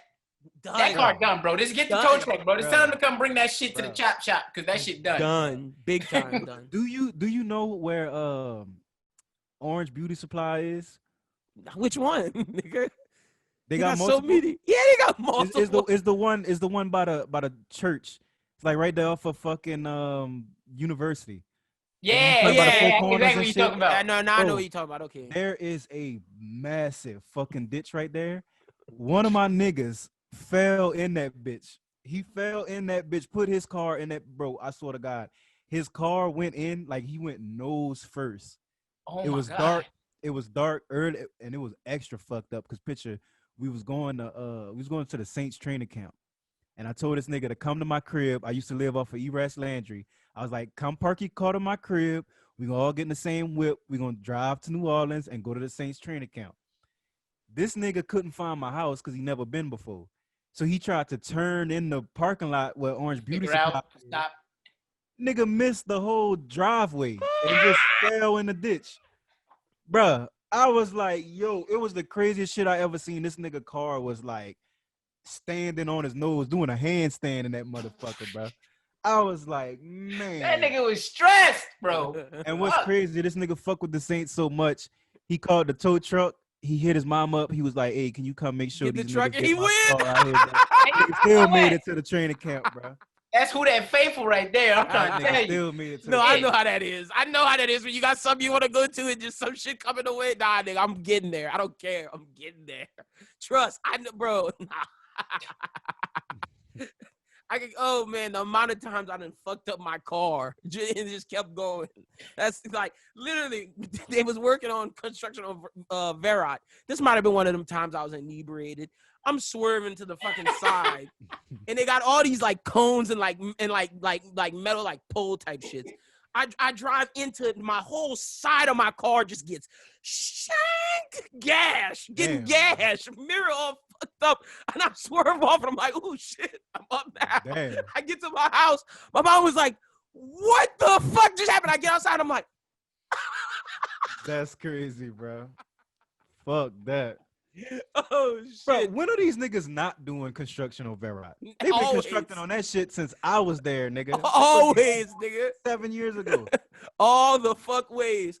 Oh shit! But that's all we got really this week, everybody. We fuck bullshitting around this week, but we will bring that mixtape conversation back because I'm not letting. That's a fact, bro. Get away Clip with that. that. Well done. Top 5. Top Not 5. that, nigga. Not letting him get away with that. But no interview this week. 5. No interview this week. We took a little break this week, but because we came strong to y'all for 2 months straight with a guest every week. It's gonna be happening again. We'll have a guest probably next week. But y'all be safe out there if you're in Louisiana. There's a hurricane by the time you guys hear this. My ass is evacuating. I'm not staying here for that shit. I'm Women, nigga, fuck out of here, boy. I'm dimming the fuck out. But y'all, Brooqlyn and Doom, y'all tell them where to find y'all on social media. You want y'all start, nigga? All right, fuck it. At Lil Doom SG, Instagram and Twitter, man. Y'all fuck with me. Bro. Especially if you think Well Done is top 5. Y'all definitely go get in his inbox. That nigga. Yeah, go ahead and stupid. fill that shit up, man.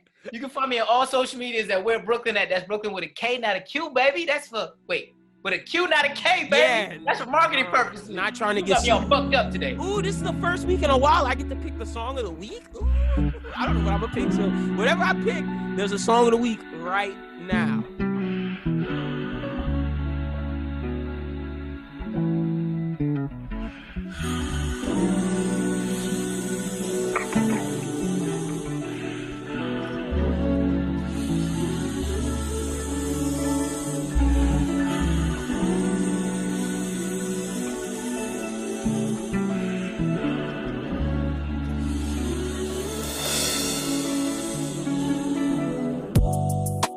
Tell me why you're talking all crazy. I'm trying to understand your point of view. Baby, is this our final cadence, yeah? Or is it just another interlude? 'Cause baby, you get angry all the time, and somehow always change your mind. I don't wanna leave this undefined. I think we can reach the finish line.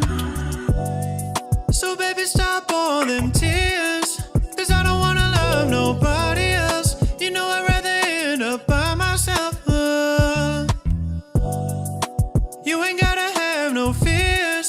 I know I got you feeling overwhelmed, but this the realest thing I ever felt. When you ask how I wanna spend my time, you're the only thing that comes to mind.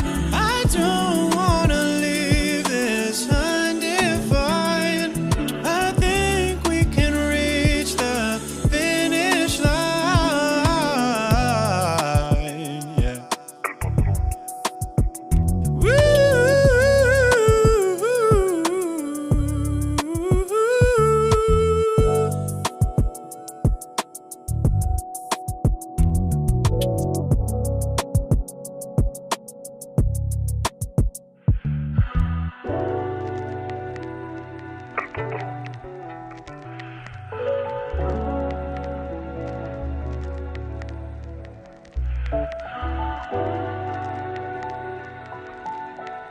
All right, ladies and gentlemen, that was the song of the week by our own editor, Ian Hawley. That was Ole Daddy Rough. Oh, it's called Undefined, but you can find it on YouTube. Ole Daddy, OLE space Daddy, and the album's called Rough.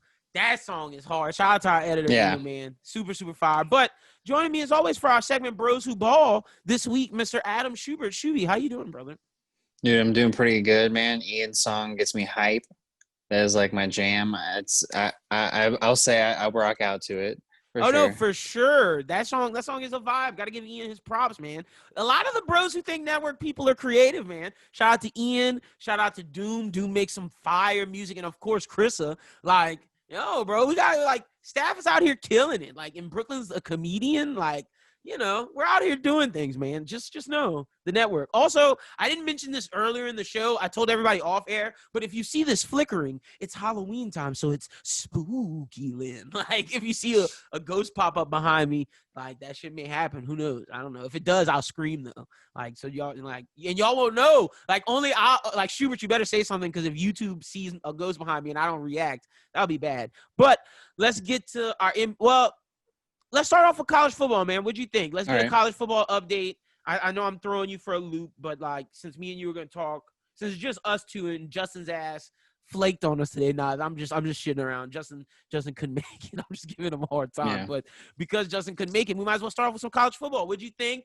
I had to talk about it at my new job, and Florida's killing it right now, man. I'm in love with Florida.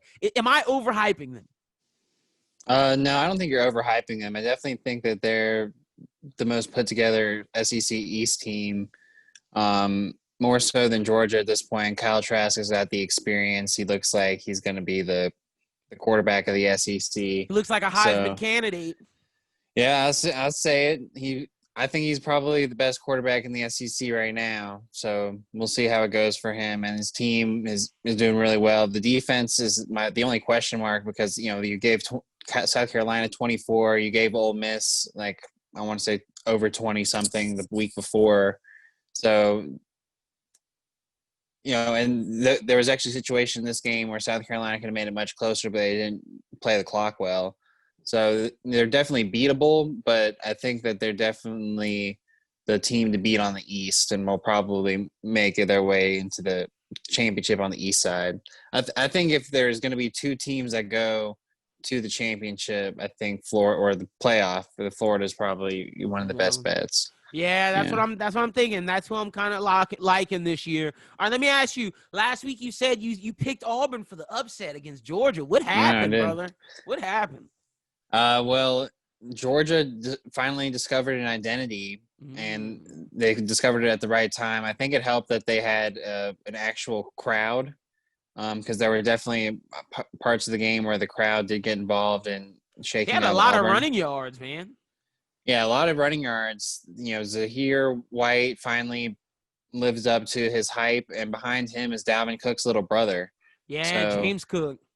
You know, a big 1-2 punch for Georgia. Reminds you of the Sonny Michel, Nick Chubb days. Then they have a guy, Kendall Milton, Kenny McIntosh. Yeah. The quarterback he seems to be one of those gritty, do it for the team kind of quarterbacks for Georgia. I think he's definitely where they find themselves limited. So with, like, maybe when they match up against Alabama and Georgia, or not Georgia, but Florida down the line, that could be something that gets exposed, but their run game is definitely a force to be reckoned with. So I'm guessing Auburn's offense is not good, and Bo Nix is not turning out to be the guy that people want. It's not good, and Bo Nix, I think, would be good on a team that ran, like, a suitable offense, but Auburn is too gimmicky for their own good. And okay. You know, I just have my own personal issues with how Auburn runs their football team.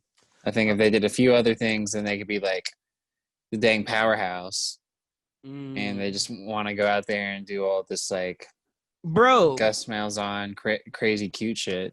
Is the Big 12 done? Like, because Texas lost, Oklahoma lost, is the Big 12, like, does this guarantee us two teams from the SEC in the playoffs? Well, the thing to remember is that not all of the teams have a loss. You know, Oklahoma State still doesn't have a loss. And if Oklahoma State runs the table, then there's no reason why they shouldn't get an opportunity to go to the playoff. True. But I feel like the conference at this point is probably going to beat themselves. Like, I feel like Texas is going to grab another loss, probably to Oklahoma. And I feel like Oklahoma could lose to Oklahoma State, or even run the table with that one loss to Iowa State is not going to get them in. So I feel like Ohio State is a lock unless they lose their week 2 game to Penn State. That's the only game worth watching. It's on Halloween. And Clemson's a lock. But I also think that Clemson is going to have their fair share of challenges when they play Notre Dame this year. What about when they play Miami? Or are you not buying the Miami hype? I'm not buying Miami. Okay. Just had Not to by ask Miami. that. That's a game coming up this weekend, but we'll get your games to watch for this weekend in a little bit. But yeah, okay. What else you got? With the SEC, Alabama, Texas A&M. Alabama only won because they were able to come up with big plays in moments where they shot themselves in the foot. 2 of their touchdowns came on a 3rd and 9 after, having 2 blown run plays. And one of their touchdowns was after a bad penalty and a sack. So, they're making their fair share of mistakes too. They'll play Ole Miss this week, but when they come against Georgia, it's going to be a pretty tough matchup, and it's pretty early in the season. And LSU, Shit, well, I mean, the like, same week LSU has Florida, so it's going to be a tough weekend all around. Yeah, for sure. That's going to be a tough one. LSU, gets their bounce back against Vanderbilt. I feel like the team is better than they were week 1. It's just they beat themselves week 1. So I guess at this point now they're playing better football. We just got to see how they play against Florida is going to be the big test. Yo, if they beat Florida, watch out. Yo, yeah, I'm going to lose my shit. I'm going to lose my shit if they beat Florida. But that means they'd have to beat Bama.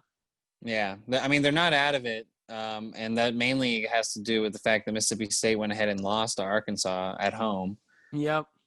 Unreal. So Arkansas, that's because Felipe LSU Franks didn't want to gets their change first win.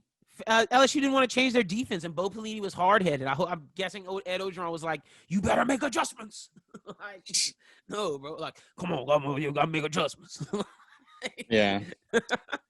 Oh man, yeah. You know that they've probably fixed something, but I mean it was Vanderbilt, so we'll see how it goes. Yeah, we'll see. And we'll see this week against Missouri. We'll start off with Missouri this week. Maybe See how it goes. Speaking of Missouri, they lose to Tennessee. A lot of people are saying, is Tennessee back? Are they back? That's your rival.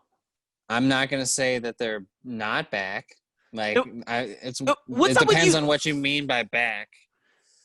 Oh no, go ahead. Finish up with Tennessee, because I'm gonna ask you, like, what's up with some of these teams getting weird ranks? Like, why is UNC 8th? Like, aren't they about to lose a shit ton of games? Well, Tennessee, they have a coach that is probably going to, potentially be the heir apparent to Saban. Ooh. They've been dominating the Alabama pipeline, at least. I mean, they've for the past 2 years had Alabama's number 1 recruit. How you know y'all gonna take Tennessee's coach, man? That's messed up. Because he was an Alabama coach. Oh, he was? Yeah. Damn. And he's been doing a really good job, Jeremy Pruitt. And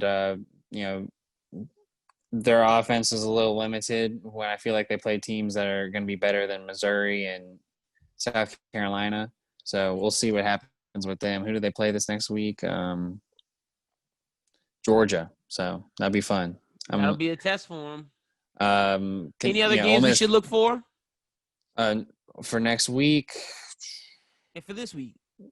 Yeah. Florida, Texas A&M.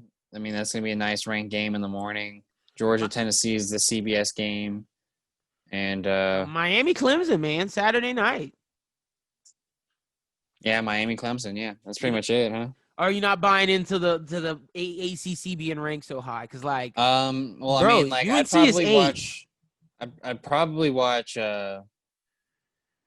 Clemson, Miami over some of these late games. Arkansas, Auburn, no. Alabama, Ole Miss, no. Missouri, LSU. That's in the morning. Oh, I thought that's 8. No, that's at 8 at night. Oh, I guess because they changed the venue, huh? Yeah, it's at 8. It's at 8 at night, Saturday night. So. And then they got Florida State, Notre Dame. But all right, let's jump to the NBA. The NBA Finals has continued. So I thought we were gonna come in here. It's gonna be 2-2 because Miami came out and won Game 3, a good win. Even though people are complaining that AD got some cheap fouls early, but then the Lakers come in and beat the Heat in Game 4, 102-96. I do believe the Heat had opportunities to win that game. I think the Heat beat themselves because. Like, I was going to tweet this, but I didn't because I didn't want to sound like a hater. But when Kentavious Caldwell-Pope is doing what he did and you play good defense, then you just tip your cap. But The thing is, you let Rajon Rondo get a bunch of easy rebounds, and I'm blaming a lot of that on Kendrick Nunn because he wasn't blocking out. Kendrick Nunn was getting a lot of turnovers, and he just was making a lot. He wasn't affecting the game. And, like, I know some people say Jimmy Butler needs to be more aggressive in the fourth, but Jimmy had a damn near triple-double. Tyler Hero did his thing. Bam was Bam. This game was winnable. Duncan had 17 points. This was Jay Crowder missed a couple too many threes, and more so, I think they didn't team block out, and they had too many silly turnovers. The Lakers should not have won this game. I know people are going to say the Lakers came out and won, but there were moments where the Heat had the lead, lost the lead because they gave up an offensive rebound, gets deeper in the hole because they give an offensive rebound, and gets deeper in the hole because they give an offensive rebound in the fourth quarter. If they block out, and the thing was, it wasn't AD getting the rebounds. It was guards. It was Caruso and Rondo. That's Nunn. That's Hero. You got to block out. They beat themselves, at least in my opinion. I do think that the Lakers took advantage of their momentum at some point. I think it was like when it was 83 or something. It was really close, and then it seemed like LeBron drove, got a foul. Rondo drove, got a foul. So, like, and then I remember that Jimmy Butler play when they called a foul on Jimmy. That wasn't a foul. That was a big momentum shifter as well. When they said Jimmy pushed off, if that's an offensive foul, the thing where LeBron knocked out Hero and then dunked, and it was all over the internet. LeBron did this, and he did it more so than Jimmy. They're not calling it both ways. Like, let me say that from the refs. But people could say, you're just being biased. Like, I understand the AD fouls were cheap in Game 3, but AD be fouling. Like, that's the thing. He does foul, but whatever. I'm not trying to be biased. LeBron had an okay game. I mean, LeBron carried him for the most part. He had 28, 8, and 12. LeBron played decent. AD kind of was a no-show with 22, 4, and 9. I'm giving it to Kentavious Caldwell-Pope, man. Kentavious Caldwell-Pope is the reason why they won that game.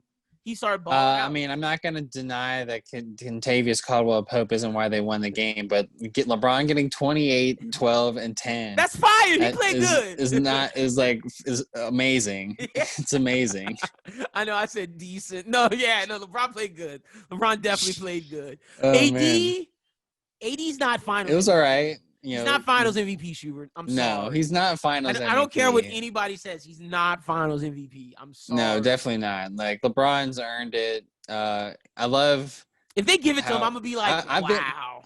I've been with Lakers fans and LeBron's fans now because I am seeing the hypocrisy out there because the people are just like, because before this bubble started, people are like, you got to put an asterisk on this just because how difficult the bubble is. And, like, going through the bubble and winning the bubble championship is the greatest thing ever. And then people are like, oh, we can't really count this championship for LeBron because it was the bubble championship. I'm like, what? Are you kidding me now? At first, it was Portland was difficult. Then it was wait till they play the Nuggets, or it was wait till they play Houston. The Clippers. But then they were like, they was like, wait till they play Houston. And then they were like, oh, Denver's going to do something to them. And then now they're saying, oh, well, they didn't play the Clippers, so it's not a real championship.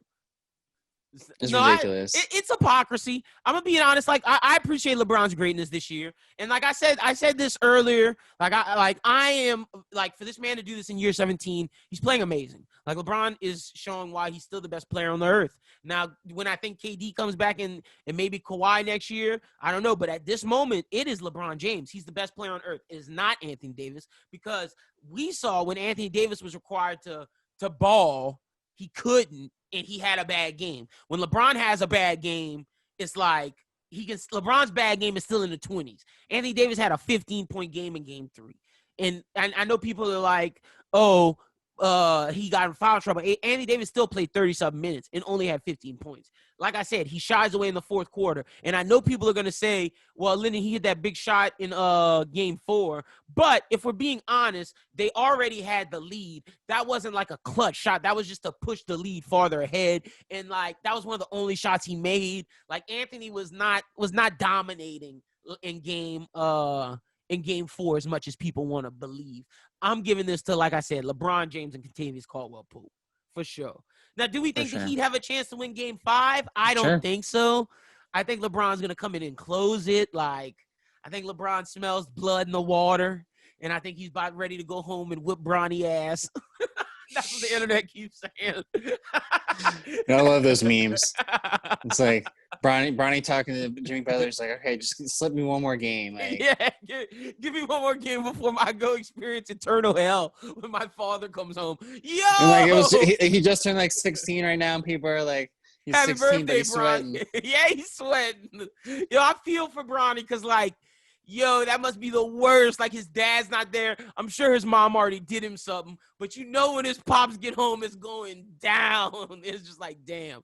So yeah, hopefully Jimmy can get another game off him. But I just don't know. But I got to give Jimmy Butler his props. He's done his thing. I think if Jimmy Butler gets another superstar there, because granted, Goran Dragic would have helped this, but I don't like. Who knows? But I think if Jimmy gets another superstar, it's for sure the Heat are going to be back. You know, at this point, for the Heat, I'm sitting and watching the series thinking, like, is this, like, one of their 30 for 30 moments? Like, is this, like, you know, they went to the championship, met LeBron, Dragic gets hurt. You know, like, is this where next they start building their core of Hero, Adebayo, and Jimmy and keep building that up with, you know, Nunn being maybe a six-man. Maybe signing Giannis. Who knows?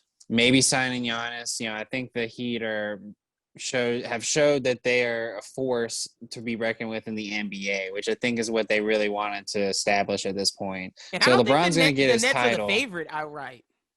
No. I mean, so LeBron's going to get his title this year, and I think that this bubble was a tremendous success.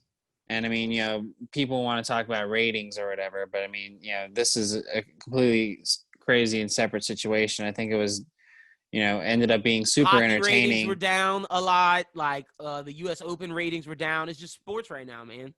It's just, yeah, I mean, like, and it's been like that in all election years in the past, you know, decades. So good look back at that, ratings people.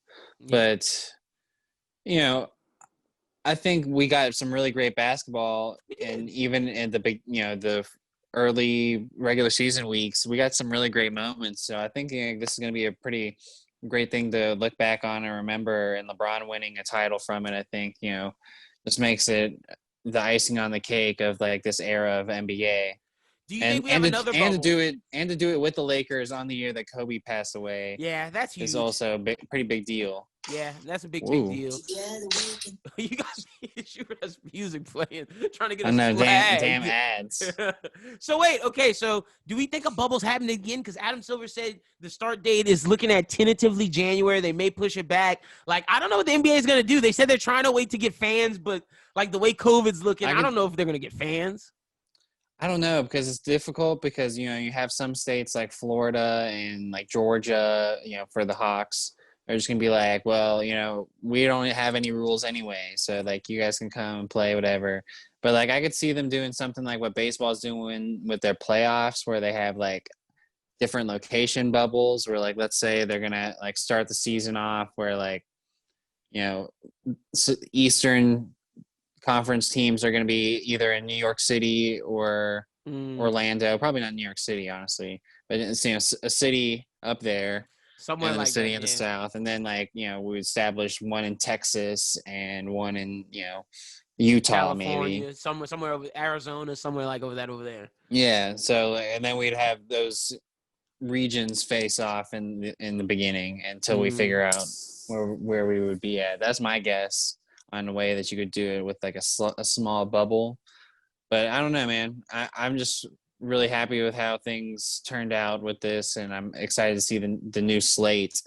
And I mean, like, looking at that new slate is what really excites me, and just getting ready for the draft and seeing how these teams build. Yeah, because I feel like, since what we talked about this year was this is the first year that the NBA felt really wide open, and it was wide open, and you know, LeBron ended up getting it. It might be wide open again next year too, so it's gonna be interesting. It's gonna be very, very interesting because seeing Luka Doncic come back for another year, tough. Seeing what the Pels do is gonna be interesting. I'm excited for that. Seeing the Denver Nuggets come back, what moves they make? Do they trade for Drew Holiday to push them over the edge? Do they trade for does Victor Oladipo go sign over there? Where does Victor Oladipo go? Does he go to the Knicks? Like, there's a lot of interesting storylines this offseason. What does the Doc Rivers 76ers do? Look like? Yeah. Which starter they trade? What do they get for him? Do they trade, like the rumor right now, and this is what Rashad Phillips said Let me see. I think his name is RP3 on Twitter because I want to give him his props because this is what he said. And, like, we're going to see if this happens. Yeah, RP3 Natural, Rashad Phillips. That's Max Van Auken's guy. And shout out to Max. But he tweeted this. He said that he bets that Doc Rivers is going to trade Ben Simmons to the Timberwolves for the first pick and some other shit. And then he's going to draft LaMelo Ball to put with Joel Embiid and the 76ers and then have Ben Simmons, D'Angelo Russell, and Karl Anthony Towns. Whoa. May be interesting. That may be interesting. They're all friends. And I feel like that is good for the 76ers too. Because they needed like a better duo for him. The question is LaMelo Ball going to be better than Ben Simmons? That is the question. That's the major question. Like, is it worth trading? Big stretch. That's a big step, bro. To trade LaMelo Ball, like yo. You'd have to tell me if like they have any other asset because they'd have to give them at least somebody. Like who? Like what would they give him? Like Culver, your seventh or eighth best player, Jared Culver, the pick from last year. Maybe that's possible. They could use Jared Culver too. Does that make Philly better? We don't know what LaMelo Ball, but I think it has to because like it fixes spacing. There's now space. And shooters. And LaMelo, and if anything, worst come to worst, LaMelo can shoot, like legit. Yeah. So. Yeah. And I think I think LaMelo's going to be better than Lonzo. At least. Really? At least in the beginning. Now, by the end of career, I do think Lonzo's going to have a big year this year. I really do. I think Lonzo's going to have a big year in this upcoming year. He's working out super, super hard. Now, if Lonzo becomes the player I thought he could be, I thought Lonzo was all-star caliber point guard. Now, the thing is, if Lonzo reaches what I thought he could be, then he might be better than LaMelo. But the thing is, LaMelo's like a scorer, and he's 6'7" point guard. If LaMelo's coming out scoring, lighting it up, I could see him maybe being better than Lonzo. It's going to be interesting, man, because, like, I think at first LaMelo's going to be better than Lonzo, but by the end of career, Lonzo has more skills that translate to a long-lasting career, like good defense, good vision, good passing. Like he's a good hustler. LaMelo's a good scorer. So I feel like if one way you could say it is that maybe LaMelo has a better career statistically, but I feel like Lonzo is capable of being on a team that goes somewhere. Yeah. And I think Lonzo's capable of being an all-star. Not saying LaMelo's not, because LaMelo definitely is. But, like, I don't know. I like Lonzo more at UCLA, but LaMelo was a kid. But what I saw from LaMelo was just, like, a lot of, like, he's a score-first point guard. So they're two different, like, players. So it's going to be interesting to see what happens. But let's jump to the NFL. COVID's running rampant. I'm glad we just picked up the NBA because COVID's running rampant. The Bills and Titans might not play. Tennessee denied. So let me read you this because we read this before that Tennessee was lying to people. So basically, the Titans said that they had been shut down since last Tuesday morning. However, it was actually reported by longtime Tennessee announcer and reporter. Let me get his name because I'm not saying this. But Titans reporter Paul Kahorsky that a group of Titans players worked out at a high school in Nashville on September 30th, one day after team facility was closed because of outbreak. Another report says it was about 15 players. I feel like It's Always Sunny thing should be like the gang catches COVID. Like that should be played right now. Like what is wrong with the Titans? Like why did they do that? Know, man. I don't know. I just don't get it. But I feel like it's one of those things where if it happens to somebody in the facility, then it is going to spread like this. It almost makes me just want to say, just boot the Titans from the season.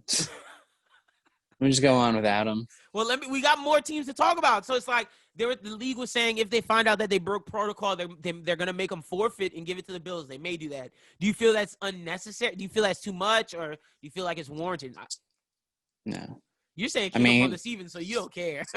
No, I mean, like, you know, if they're doing their medical staff every other medical staff has to do the same things that they're doing. And if they can't keep up with what they were supposed to be doing, and if their team can't keep up with what they're supposed to be doing, then they should be punished by not winning games. That's a fact. And they shouldn't have to put the Bills through that who's been following protocol. Yeah. who's 4-0 because they've been following the following rules. protocol. So yeah, so I mean, like, you know, and at this point, I'm not even interested in them as a team. Yeah. No, like, I'm with you. I don't think anything about them is really interesting compared to like the Colts or the Jaguars in their conference, which I'm way more interested in. Now, what sucks is the next team we're going to talk about is Stephon Gilmore for the Patriots got COVID. So now Cam and Stephon. And we saw Stephon take a picture with Patrick Mahomes at the end of the game.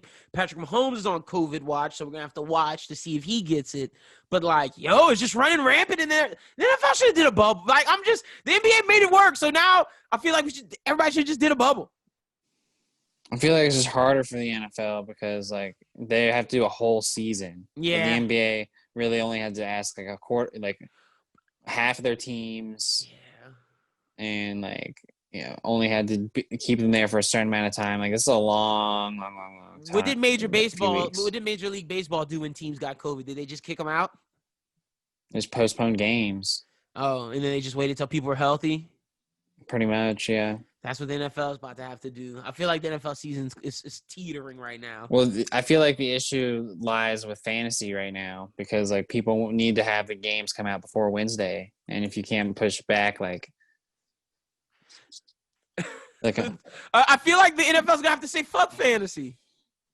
Well, that's what I'm saying. Like, they're going to have to, like, but see, how do they do the gambling? Like, are they partnering with the gambling things? That's another question. See, so it's definitely a cluster. Yeah. But, you know, some of the teams are starting to let fans back in, if you heard. What teams? The Miami Dolphins are going to go full capacity. Look it up. I saw that today. Yo, they're idiots. Well, I mean, they've never gone full capacity before ever, so maybe. Have you ever seen the Bugs Bunny meme where he just cuts off Florida from the United States? We really just need to cut them off, bro. Like, why? Like, we see teams are getting COVID without fans. Now we're going to go full capacity? Full capacity? Where people are not even social distancing? What is wrong with them? Like, what do we do? Yo, yeah, Donald, get your mans. Get your mans, DT. Because I know you not as much as you about letting these people play sports and make their money. That's not good for his campaign. I remember like listening to an interview where they were talking to the people for the Super Bowl, and like they're like, "Oh, well, you know, we're gonna have to figure out what to do about the Super Bowl with all this stuff going on." They're like, "What do you mean? Like, we're gonna do the event. Like, it's the Super Bowl." In Tampa or whatever. Tampa's like, yeah, we're gonna do it. Like, we're gonna do the whole thing. Why? Oh man, we're not gonna be to the movies till 2022, man. I'm so sad. I am so sad that the Batman has gotten pushed, and I know this is not movie talk, but this ties into all of this. The Batman gets pushed to 2022 because of this dumb shit. Because of this. Like, gosh. And you know what? You know what's happening in New Zealand? They're having parties. They're having concerts. New Zealand's having fun right now. New Zealand followed protocol and was locked down for 2 months. Now their economy is booming. They have far less people.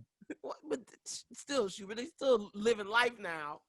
China and South Korea are living life now. So it's just shitty. But let's get back to football if this week happens. So, are we going to talk about some of the games last week? The Browns beat the Cowboys' ass. I told y'all. Dude, I think they really figured out Odell. I mean, it's the Browns, and I could say the same thing about the Saints, is that they finally figured out their identity for what they need to go through this season. There was a lot of comparisons between Baker Mayfield and Drew Brees. Maybe that's the case because he's playing like Drew Brees is now.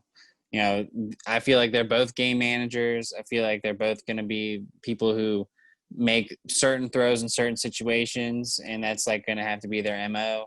But they got a power run.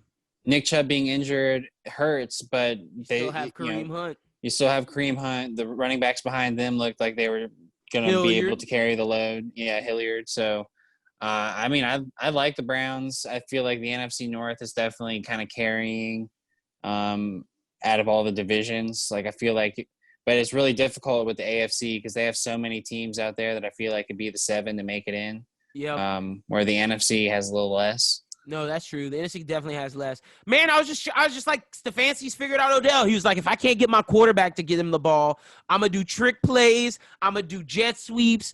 He kind of did the Kyle Shanahan Rams offense pretty much. It's like, it kind of looked like 49ers-esque when, like, Jimmy Garoppolo can't get the ball down the field. It's okay. We'll run Deebo Samuel on a jet sweep. We'll run Robert Woods on a jet sweep, and that's what they're doing with Odell. And if I'm Odell, I'm happy with this now that my coach is using me like a Swiss Army knife.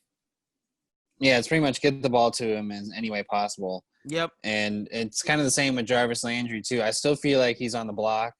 I think that Jarvis Landry could do so good for any team that's a contender right now. The Patriots need him. The Browns aren't, but the Browns don't really need him, and they could get him for, some assets. Yep. But the Patriots need him bad, and I think the Packers need him bad. The Patriots did lose this week to the Chiefs. The Chiefs did beat them. Well, they didn't have a quarterback. Yeah, Brian Hoyer played horrible, so that was a game that happened. The Bills beat the Raiders, and first, are they real, are they fake? I'm going to ask you this again, see if you change your mind. Is Josh Allen an MVP candidate? Is it real? Is it fake? No, I think he's an MVP candidate. The Bills are real, man. Josh Allen, I said this last week, MVP candidate. Josh Allen is playing great right now. 24-34, 288 yards, 2 touchdowns. He didn't have any rushing yards this week. Him having Stephon Diggs stretch the field has been amazing. Cole Beasley has a short route. John Brown stretching the field as well. The Bills are the real deal, holy field. I'm loving everything I saw from the Bills. Man, were we too early? Are the Cardinals in trouble? Is that real? Or is that fake? Yeah, I think the Cardinals are in trouble. People are starting to figure out how to contain Kyler Murray, and the Arizona's defense just really isn't that strong.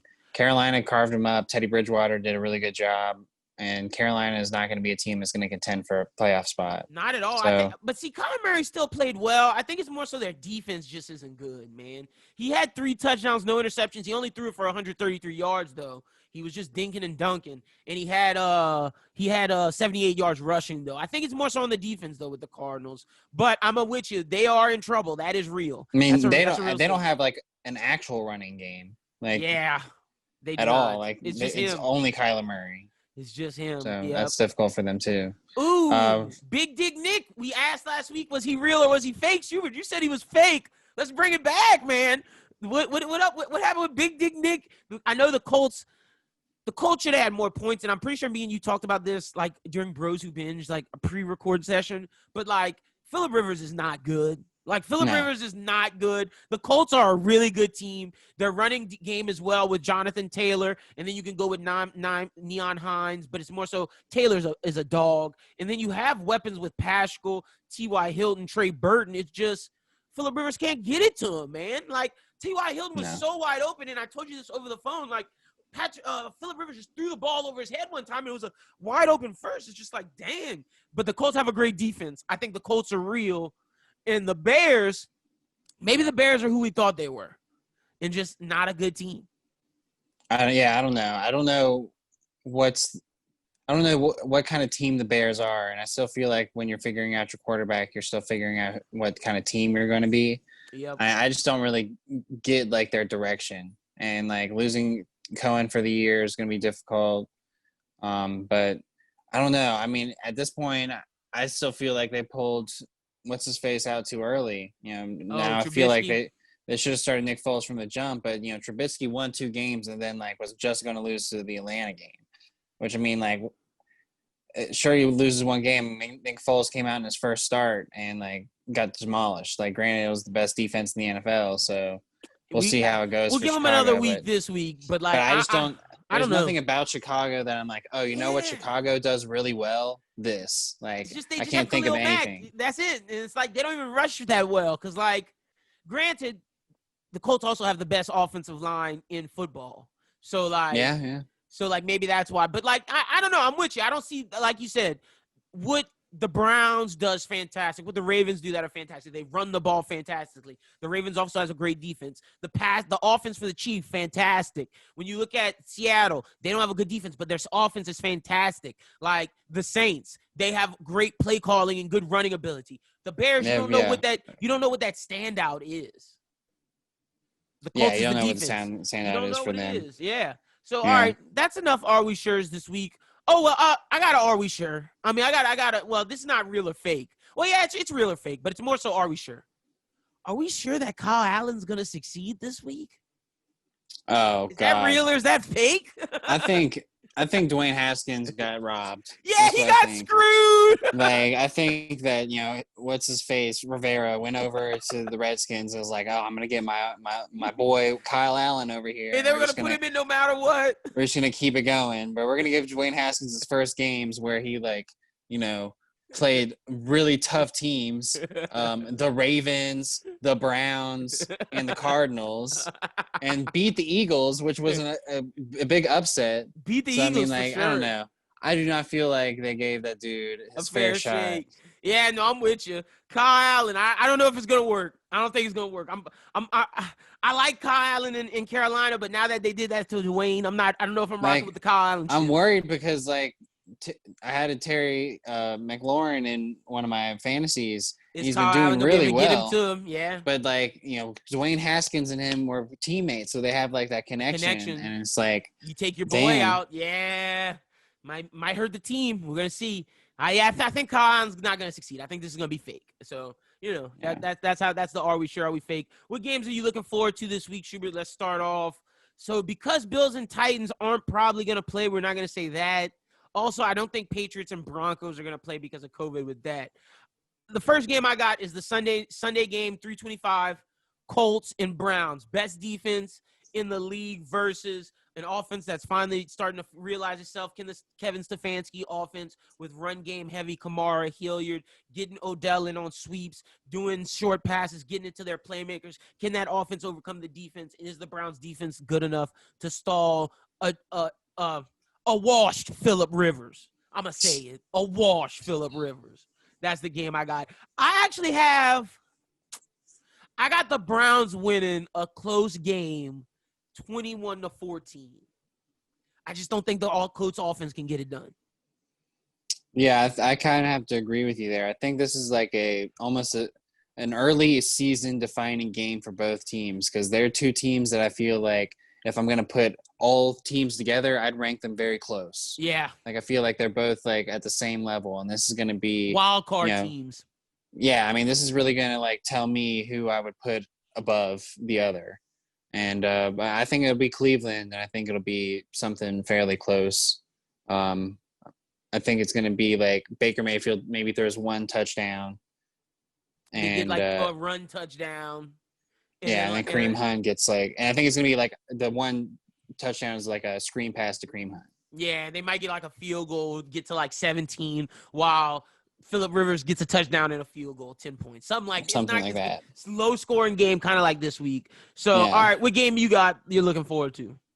I'm looking forward to the Thursday night game, Tampa Bay and Chicago. I feel like it's another situation between teams that have the same record, and you're trying to figure out where do you place them within the hierarchy of the season so far.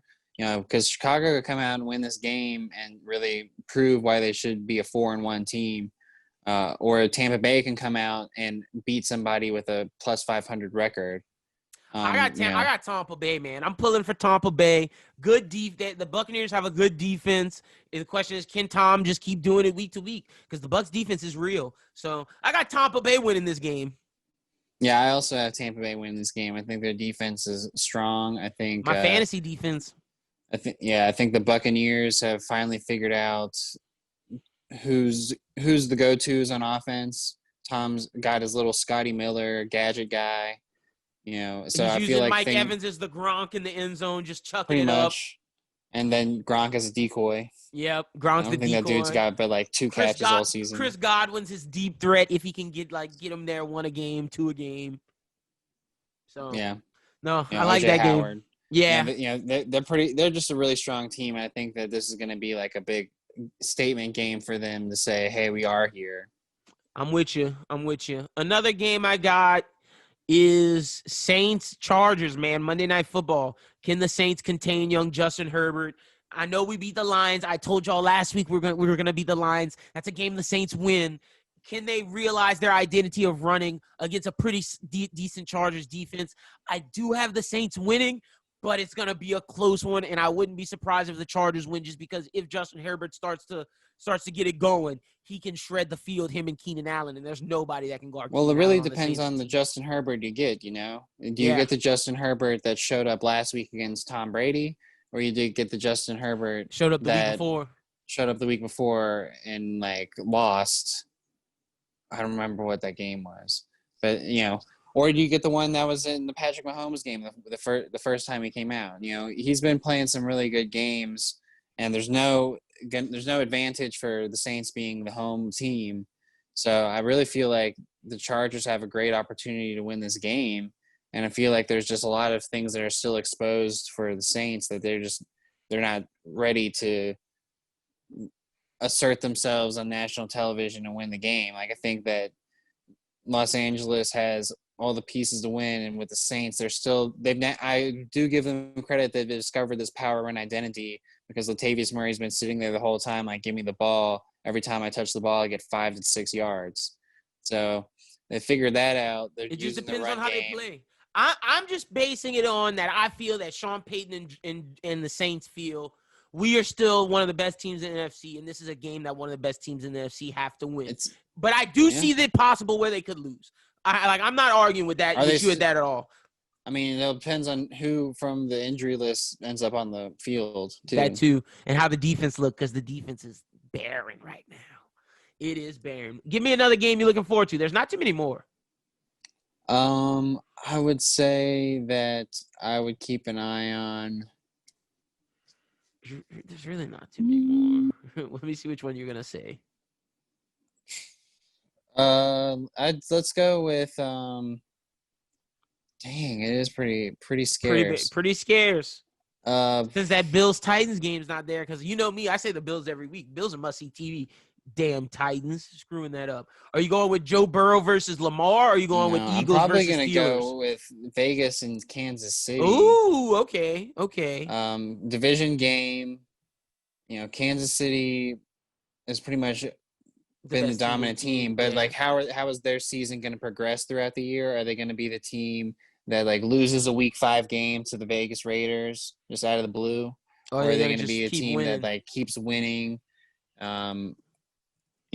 So I don't know. Vegas kind of needs this win. It's definitely going to be something that they're going to come out for. Because Vegas, you could ask, are they real or are they fake? And right now, they're kind of showing they're fake against that Saints exactly. win. So I think Josh Jacobs has to step up in a big way. I feel like he's compiling his stats, but on very short runs. He hasn't really broke anything. And I think this is the week he could do it, because the Chiefs' run defense isn't that good, especially without Chris Jones this week. True. So yeah, I think this is a big time for Vegas to get the win. So what you think they win? Patrick Mahomes going to do about it? I think that they're going to win. Yeah. Ooh, I think the Chiefs are going to win. I think the Chiefs are sleepwalking this week. Ooh, okay. I'm not Patrick mad Mahomes at that. is sitting here worried about if he's got COVID or not. That is true. Look, let me say this: if Patrick Mahomes has COVID, the Raiders are winning this game. But if he's there, then I think they'll win. But I'm not mad at what you said, because I definitely think this is one where it's possible. No Chris Jones, a lot of people out. The running game, I think, with John Gruden has his team going. The thing that worries me is the Raiders' defense, because if Patrick Mahomes is on, he will shred them up. And can Derek Carr match a shootout with the Chiefs? If he can, Raiders have a chance. But if not, I don't know. I guess the final game I'll say, because there's really nothing else, I'm going to say Eagles-Steelers. See, that's the one I keep staring at. It keeps popping up at me because it's just interesting because, Philadelphia's coming off a win. And they're in the lead in the NFC East. Pittsburgh needs to win at all costs, because you're seeing what the two teams in their division are doing. Yep. And at the end of the day, the Bengals really aren't they're not an easy out. No, they're not. It's not like an easy win. You got to at least show up, because if not, Joe Burrow going to put the pain on you if you just sleep. Exactly. So, Pittsburgh needs to make sure they can get every win they can. And this is a team that is off, but they've come off a win. So, do they feel like they have the momentum now? You want to kick them while they're down. It's also an in-state game. Yep. Probably a lot's going to go into that. A big rivalry. So, Philadelphia, city of brotherly love versus Pittsburgh, the blue-collar city. Yeah, no, that's the only other game I think is interesting, because everything else is kind of, what's going to happen. Like everything else. I don't know. I don't know if I know it's going to happen. Like if I run through it real quick, Carolina, Atlanta, I feel like that's probably going to be Carolina, but Atlanta could easily win it. I think this is Dan Quinn's last week, and I think he's about to get the Bill O'Brien treatment. Fired. Speaking Bill of O'Brien that, got real fired. quick, Yeah. Bill O'Brien got fired. That was a good call. Great. It should have been happening. It should have been It should have happened last year after the playoff loss. Before they got rid of Hopkins. Yeah, Idiots. facts. Yeah. Yeah. Crazy. And they're playing the Jags. I think and the New Jags York. will whip their ass. Arizona, New York. Sam Darnold's benched for Joe Flacco. Arizona's winning that. Wait, is he really? Because of yeah. an injury? Yeah, sort of. Or is he just binged? I just heard that Joe Flacco's starting. That's what I What? heard. No, Shubert, no way. Yes. No way, bro. Let me look click it up this while game. okay. Yeah. Oh no, he's out with a shoulder injury. Yeah, he's not just. Don't just say he's just starting for Sam Darnold like they gave Joe Flacco the keys to the franchise. Dwayne Haskins is benched, and he's playing the Rams, and the Rams are going to destroy them. Yeah, man. Baltimore and Cincinnati. Joe Burrow, pray for his life. Pray for your life. Yeah, because you're going to get hit so hard. They're going to lose. I just Houston, Jacksonville is going to be close. Let me say this. I hope Joe Burrow doesn't get hurt before he gets offensive line. Because if Joe Burrow can actually get a line and actually have a fighting chance with Boyd and Mixon and like some of the weapons he has, I think the Bengals could be good if they could block for him. Like, I think the Bengals have like a shot at being something special, but y'all got to protect Joe, man. Like, if Joe keep taking licks, I might sit him for the rest of the year. Y'all not going to win. Like, why burn him out? And I know that's like a crazy call. Like, no, he has to play. But it's like, bro, he's going out there every week and getting hit, having to do magic. And it's like, he's shown I can get 300 yards a week. Bow, bow, bow. Like, if Joe had an offensive line, he might be an MVP candidate as a rookie. Yeah, you're probably right. I mean, if he has the team around him, they're going to be dangerous. Exactly. But, imagine if Joe Burrow was on the Saints. We would dominate. It could still happen. Yeah, hopefully, yo. Trade Jameis in the first pick. Yo, they wouldn't do that. There's no way they do that. And I think Jameis is going to be successful. But also, they got the shootout Russell Wilkins versus the Vikings, and there's no way Kirk Cousins is going to be able to put enough points up to keep up with Russ. Russ cook. The only other game I'd say is worth talking about is Miami-San Francisco, because what I'm hearing is that if Fitzpatrick loses this game, they might start Tua. They're going to start. They should have been started Tua. Try it out. And your boy Nick Mullins got benched for CJ. Yeah, he did get benched. Shout out to Nick, bro. We fuck with Nick on this show. I wanted him to succeed, Shubert. I thought he could have took Jimmy G's job. I was buying the Kool-Aid. It ain't done for him. He's still got to, he's still got to fight it out. Yeah, if CJ Beathard starts fucking up, they're going to switch back. They're going to be doing that back and forth shit.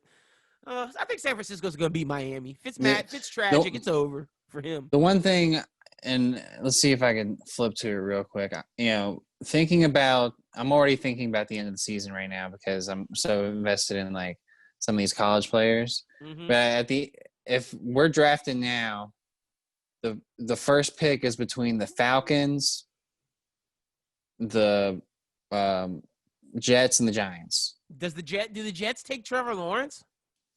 That's the question. Like, all three of those teams have quarterbacks that they feel like are franchise quarterbacks. The Falcons could take Trevor Lawrence and restart. I think they definitely could. And I feel like especially because they're going to go in a new coach direction. The only one I see not taking Trevor is the Giants. I think y'all like Daniel Jones that much. And Daniel Jones has been playing good.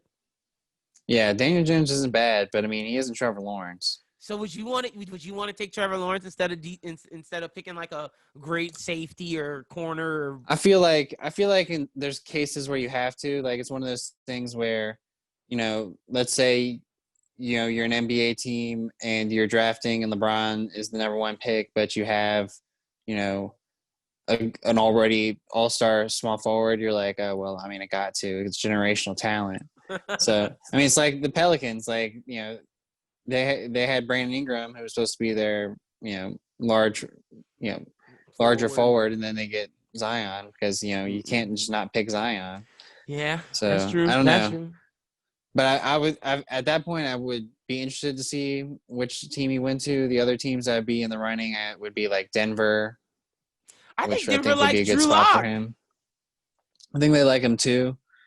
But I'm also thinking about guys like Justin Fields and all of that. I feel like if I was Atlanta, I would go for one of those guys because they're going to be at the bottom. Yeah, Atlanta definitely should. I think Atlanta and the Jets should. Even though the Jets have Sam Darnold, it's like, I don't know. I'm liking Daniel Jones more than Sam Darnold right now. Sam Darnold seems like he can't get it done. He's dinking and dunking every week. I don't know what Kyle Hurd was seeing when he was loving this guy. Yeah, I don't know.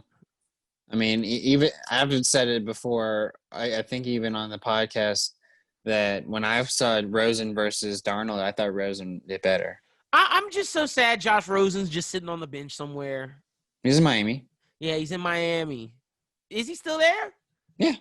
I thought he was in somewhere else. Maybe he did. Maybe he did move out. No, I think he's somewhere else. I think he's somewhere with like an old quarterback. Yeah. Oh, yeah. I think you're right. Tampa Bay. He's learning on the Tom. I like that for Josh. I do. I really do. Like, I think it's going to be lit for him. He might take over for Tampa when Tampa's done. 2-3 years, max. Maybe. Unless Tom's like, I'm going for 5 more years. Oh, my gosh. No way. But that's all we got this week. Really? That's it. Yeah, tell the people they can find you on social media, Shubert. You can find me on Twitter and Instagram at ashubert14, and you can check out the Bros Who Binge podcast at the beginning of the week. The boys' season finales this week, which is, bittersweet, but we'll be ready to talk about it on Sunday. No pitching match this week, which I'm sad about. No pitching match. We're supposed to do a movie, huh? Yeah. No, the movie didn't come out this week. It's not till next week. Good deal. Yeah. We'll be doing. It's just the boys and Lovecraft and Avatar this week.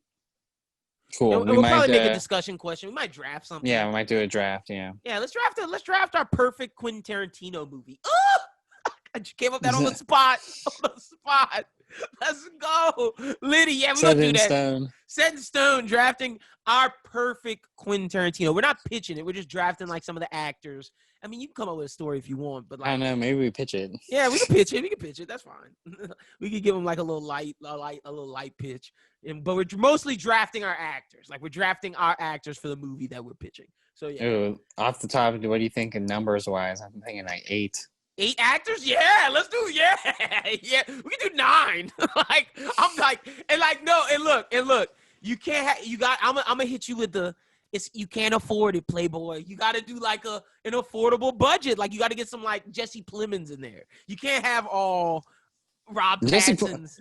What's wrong with having Jesse Plemons in there? Nothing. Jesse Plemons is great. I'm just talking about, like some character actors, like our boy from Black Klansman, the fat dude who's in Richard Jewell.